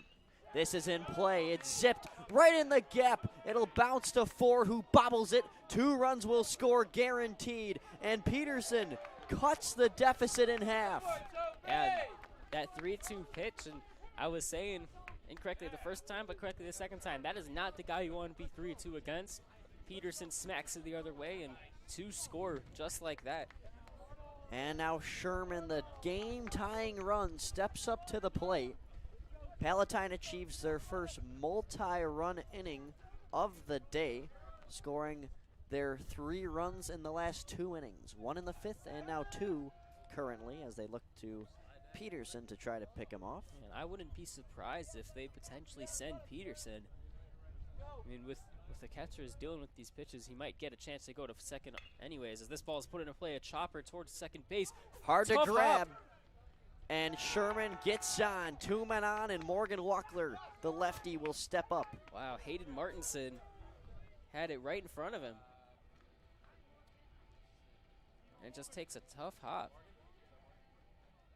Pardon me, Wackler's a righty. He was stepping into the lefty batter box, but he was just grabbing the bat. That was another mistake there from Carmel. That should have been a double play. And there are still 0 outs on the board. Tying run is on first base. Leading run at the plate. Wackler bunts perfectly down the line, and that throw is bobbled. Runner going home, it's Peterson, and it's a 1-run ball game. Wow. Excellent bunt execution this time by the Pirates. Morgan Wackler puts that one down perfectly, and it's a really, really tough throw for Zach Case from third base, bobbled, and I'm surprised that Jacob Shadette didn't try and get the out at home. But regardless, the Pirates have cut it to a 1-run game, and there's still nobody out. And that's an NCAA level play by Morgan Wackler.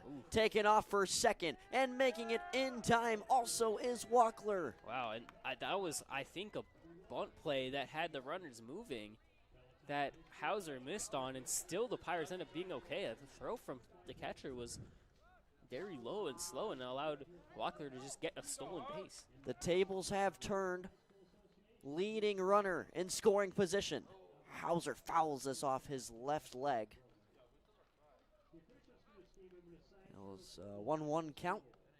Still 0 outs. What a rally this has been on Luis Ariola. Ariola's yet to record an out, and there's movement in the pen. There's another guy warming up for the Corsairs. It's another righty.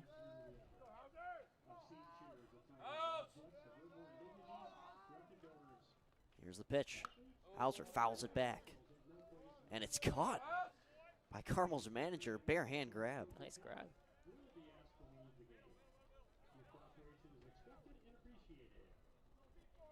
On deck is Maddox Heilman.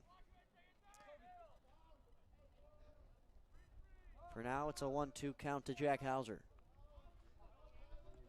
Wackler on second, Sherman on third. Here's the delivery. It's low and wild. Headed home is Sherman. Will he make it in time? Yes, he will. Tie ball game. Wow. Ball gets away, and the Pirates continue to get free bases here. And this time, it's just a pass ball. Excuse me, wild pitch, and the Pirates have roared all the way back.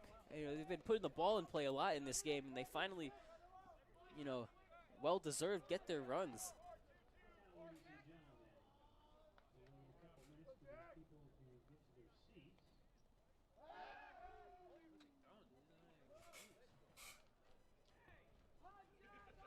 Still, that count for Hauser is active.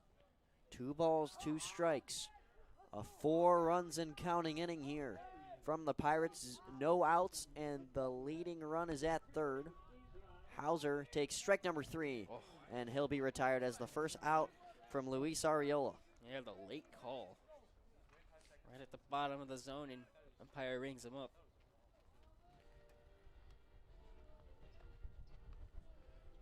Maddox Heilman, 1 for 2 on the night, and an important at-bat here.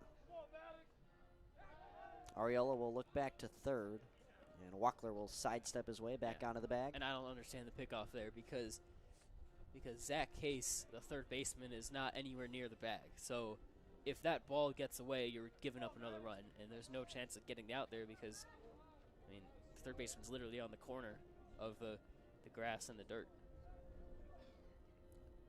So here's the first pitch of the AB. Grounder right to Arriola, trying to catch Wackler. He'll make the safe play at first, and Wackler will retreat back to third base. Well done there from Arriola, the senior. Yeah, and I honestly think Wackler, and I wonder if Bello was telling him this, is that Arriola had turned while Wackler was still frozen halfway down the line, and when he turns his back and goes to first, that's probably enough time for Wackler to finish running the extra 45 and get to home plate. He elects to keep it safe and go back to third. I feel like the Pirates could have taken the lead there. Odo's got to watch out. First pitch is near his head. And that situation there is even more important because now with 2 outs, a fly ball from Odo ends the inning instead of being a sac fly go-ahead run for the Pirates. 1-0 count to Odo. This looks playable for Hubert. No, it's off the netting and way ahead of him, actually. Yeah, top of the netting. That ball was coming down, though, fast, so there was a chance that could have been playable for sure. If Odo is able to survive, Carter Monroe is on deck. Back to the top of the order. And he's done this before, extended innings, hitting from the bottom of the lineup. I mean, sometimes the strategy is to have a really good hitter at the bottom just to keep these kinds of games moving when it gets to that situation. And this one will be playable. Calling for it is Chajet, and he'll take care of business. Wackler will not score, and we are tied at 5 apiece. Oh, the drama here at home. Yeah, but Pirates with an excellent, excellent response there. They got runners on and early and ended up getting just enough to tie the game, and now it's going to be up to a crucial 7th inning to see who comes out on top. 5-5 going to the 7th inning.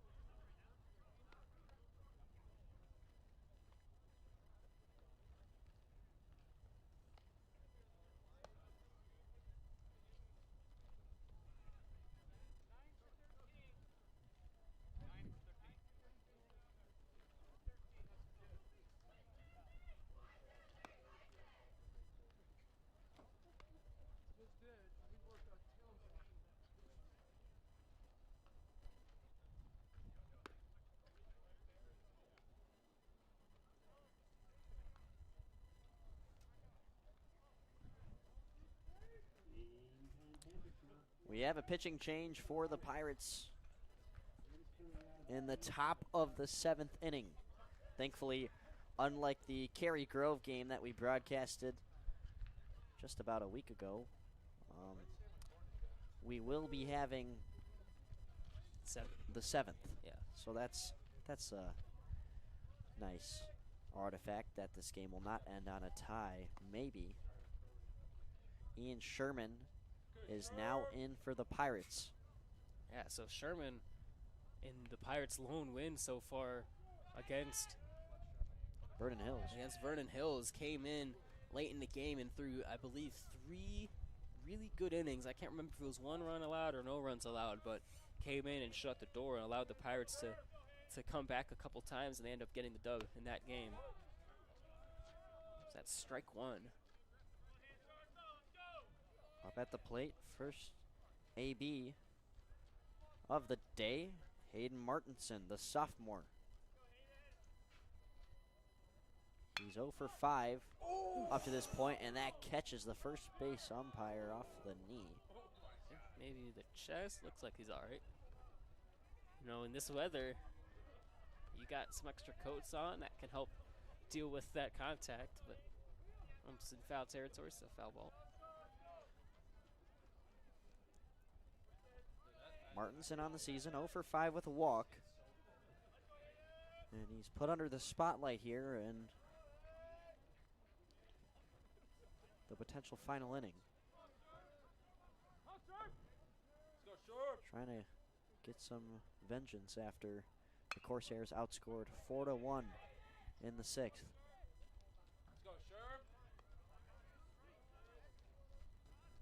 And this is also a Carmel defense that has been significantly great against Palatine.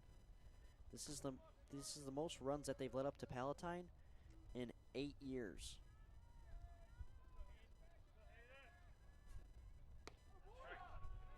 And there's another strike from Sherman, a strike out. Nice pitch, right at the knees. You got Martinson looking, and the Pirates continue to have a solid stretch of defense. Last 4 outs. Job's not finished, 1 down, 2 to go. Juan Ledesma, 0 for 3 up to this point. Came into this game with a .500 batting average. Heilman just drops that one again. That's around the knees, probably call the ball, but if you can hold on to that pitch, make it more presentable for the umpire, get the chance of getting the call you want.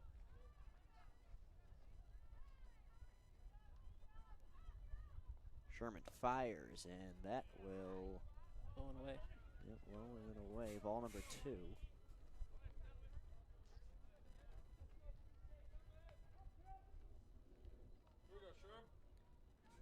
And whoever's... That's fair territory. And a deep play from Odo, a solid throw, just not in time. Yeah, Odo's had a tough couple hops at third base. That one was a scorcher again, and third base, you're closest to home at the corners, and ends up not being able to get it the first time cleanly. Otherwise, he probably would have had him. Well, whoever is running the game changer down in the Palatine dugout is forgetting that it's not Liam Arnold pitching, it's Ian Sherman pitching. Well, that's why we have the broadcast for you guys.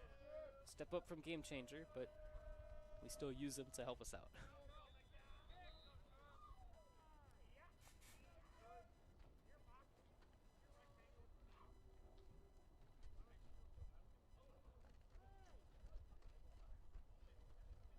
And up to this point in the season, Palatine is 1-0 when scoring 7 or more runs, 0-3 when scoring less. They're at 5 right now.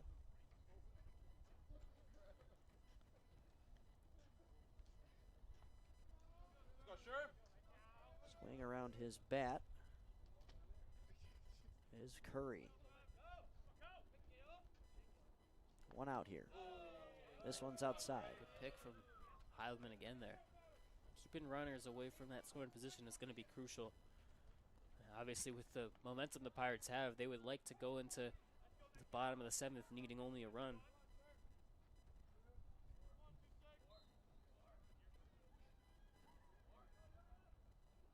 The 1-0. Runner takes off. Heilman trying to make the throw in time, and it will not be the case. Just a little bit off the base is Joe Riley. Able to secure it, but not in the right spot to tag the runner in time. That is Ledesma. That takes away the double play threat, so good call there from the third base coach for Carmel.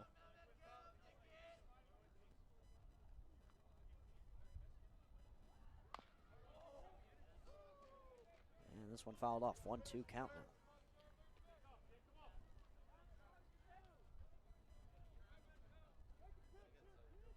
eyes all over Palatine.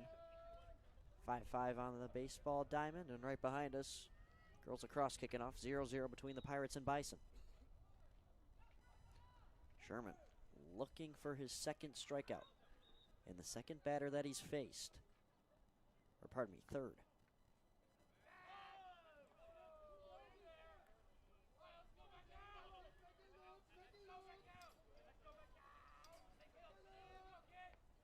Pirates have been great on strikeouts. 11 as a team. 1 from Greewee, 1 from Sherman, and the rest coming from Mulhern, who has 9.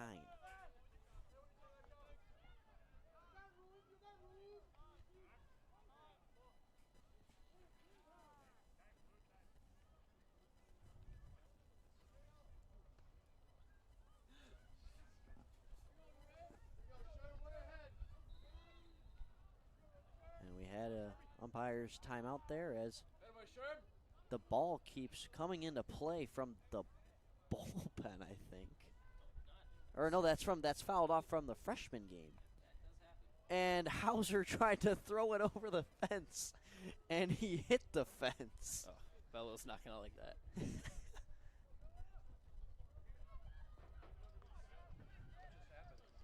So now after a comically delayed umpire's timeout, Sherman now ready to send off the 1-2 pitch. And that is fouled off. Let's go, Sherm. No quit here from Medcow Curry. And the temperature's continuing to drop here as well. You can see Joe Riley is jumping around trying to gain some temperature somewhere. Around some Pirates players have their thrown hands in their pockets. 35 degrees. Sherman delivers. This is a high bouncer picked up by Otto. Tough throw, and it's off target. And Carmel's gonna score a run. They look to second, and safe is Curry. Wow. Carmel fans bringing the noise here on the road. And I like the play by Otto calling off Monroe to get that one, because he's moving towards the bag, and it would have been a tougher throw for Monroe, but on the run he still misses the play, and now Carmel retakes the lead. So now the Pirates, instead of potentially going into this bottom of the seventh inning needing only a run, and they don't get it, it ends in a tie. Now they're going to be on the ropes here if they can't match what they did in the last inning.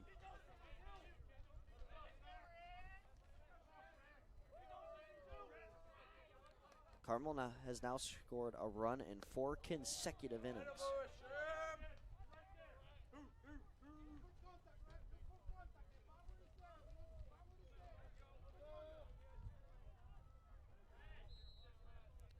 Number 11, Rhett Wolf, at the plate, 0 for 3 up to this point. That might change. That is belted out to center. Wasserman now has control, it appears, and he'll get the out. And no tag as well, so Pirates end up breathing a bit of a sigh of relief there. Thankfully, there's no wind blowing out like the last game, as that was some pretty solid contact. And that tag could have potentially been made in time, but Keep it up, Sherm. you're up a run. You still got the man in scoring position here with 2 outs. That would have ended the top of the 7th there. So yeah, it's a long throw from Wasserman. Honestly, I thought he would have tagged up there. that's inside from Sherman.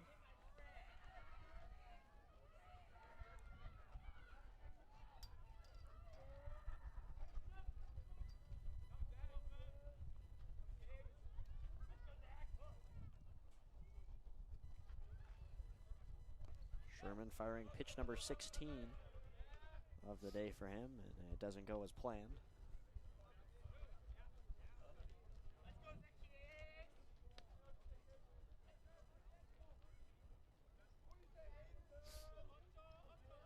Favorable count for the hitter here. Case has a 2-0.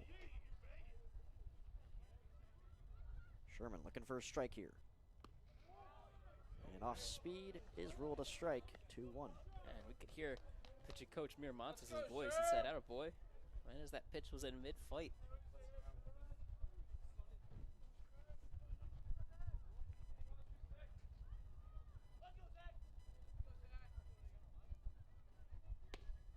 This one.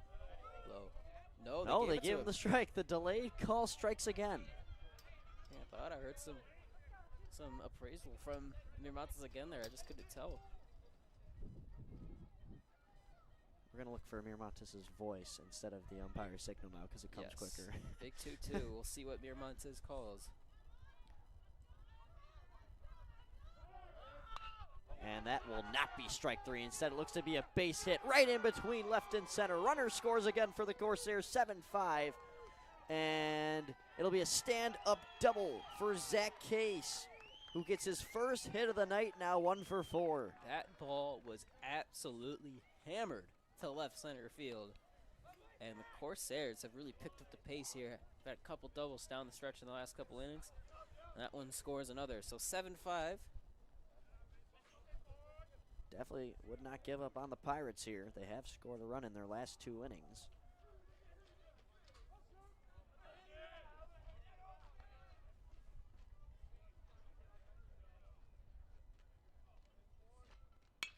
Sherman deals, and this is also belted out to center. Wasserman has his hands in the air, looking like he'll grab it, and he will do just that. So the Pirates end the inning, giving up 2 runs, but still some hope for the offensive side of things.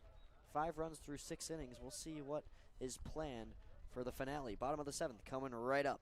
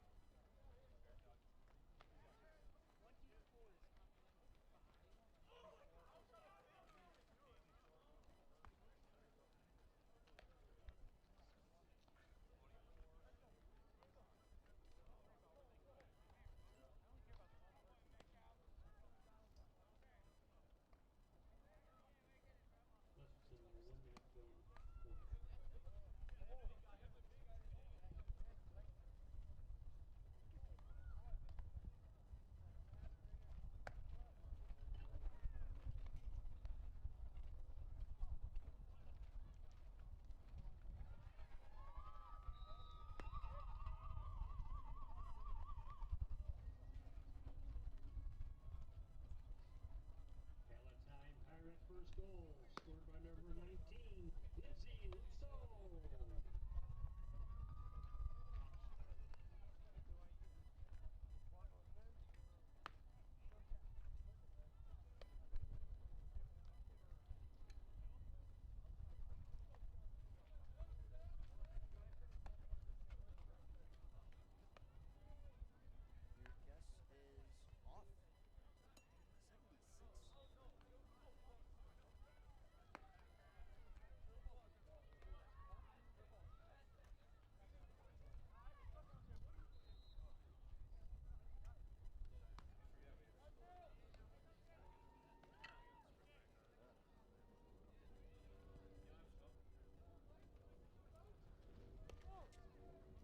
Bottom of the 7th upcoming, and we have a pitching change for the Corsairs.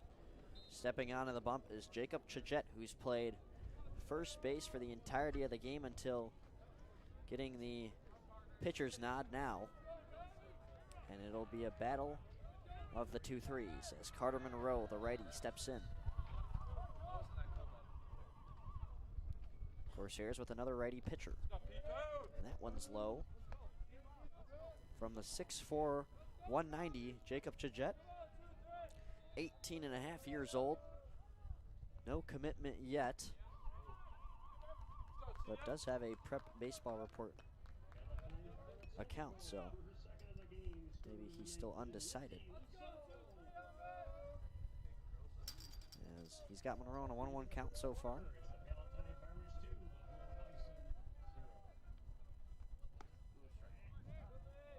Monroe takes ball 2. Every at-bat is important here. Need 2 runs before you can be out 3 times. On deck is Sean Wasserman. 2-2 count.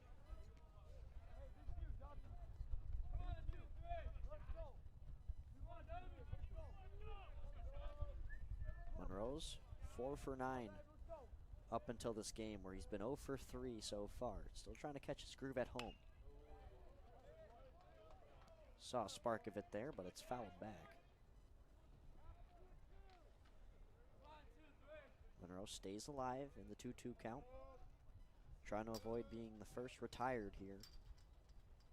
The bottom of the 7th. Here's a fire from Chajette. And that is ball number 3. Fold counts for Monroe. Let's see if Chajette feels like throwing Monroe a fastball. I'm sure that's what Monroe's thinking. The 2-3s have dueled a 3-2 count, and that'll be a strikeout for Chajette. 1 down, 2 to go for the Corsairs, who can almost taste victory. That's a momentum killer to be first up and first out.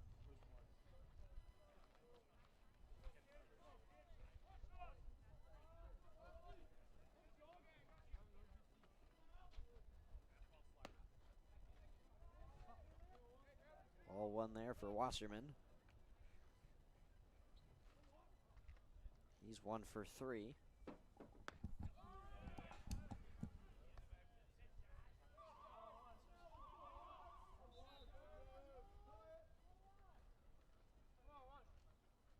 One pitch, swung on and missed.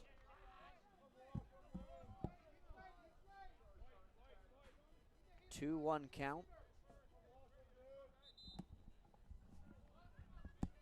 Chajette lets go, and this is popped over the netting in left.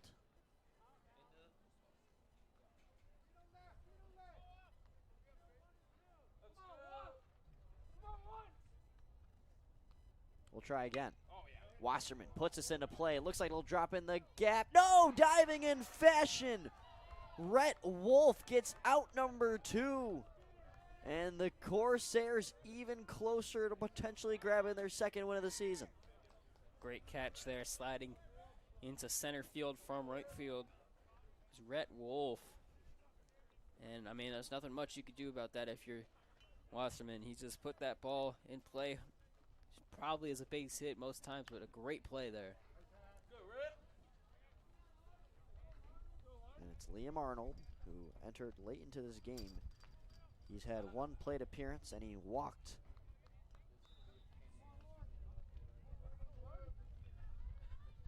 And he could be the last batter.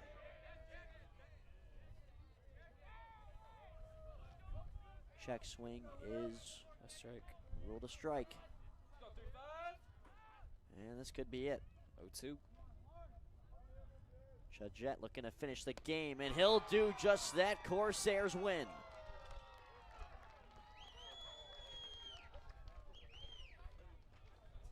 And after a scary 6th inning where they were outscored 4-1, the game was eventually tied at 5.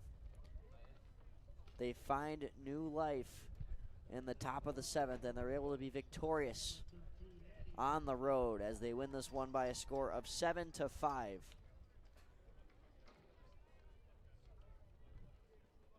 Yeah, tough one there for the Pirates. They went down early and fought back. Not, that was a tough comeback there to even it at 5, but ultimately a couple of mistakes and a couple of big hits from the Corsairs this time gets the job done. We saw a lot of doubles and balls hit to the gap that really, came in timely moments for Carmel Catholic, and that's going to be the difference in this game.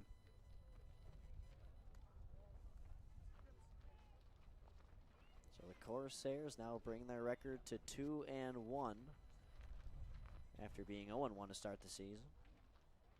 Pirates fall to 1-4, the same record that they started with through the first 5 games last year as well. They ended up finishing that season 13-23. And as they conclude, we conclude. We'd like to thank you all for being here on this Thursday night. You can head back to your March Madness action now after I close out the wonderful people that helped with this broadcast. Johnny Pellettiere, our producer, Jack Oswald, our scoreboard operator, Nicholas Fontanetta out at camera, Emmet Jorden telling you what I don't know, and my name is Luke Jorden. Have a great rest of your night. We'll see you for our next broadcast, the Monday back from spring break as girls soccer takes on Streamwood.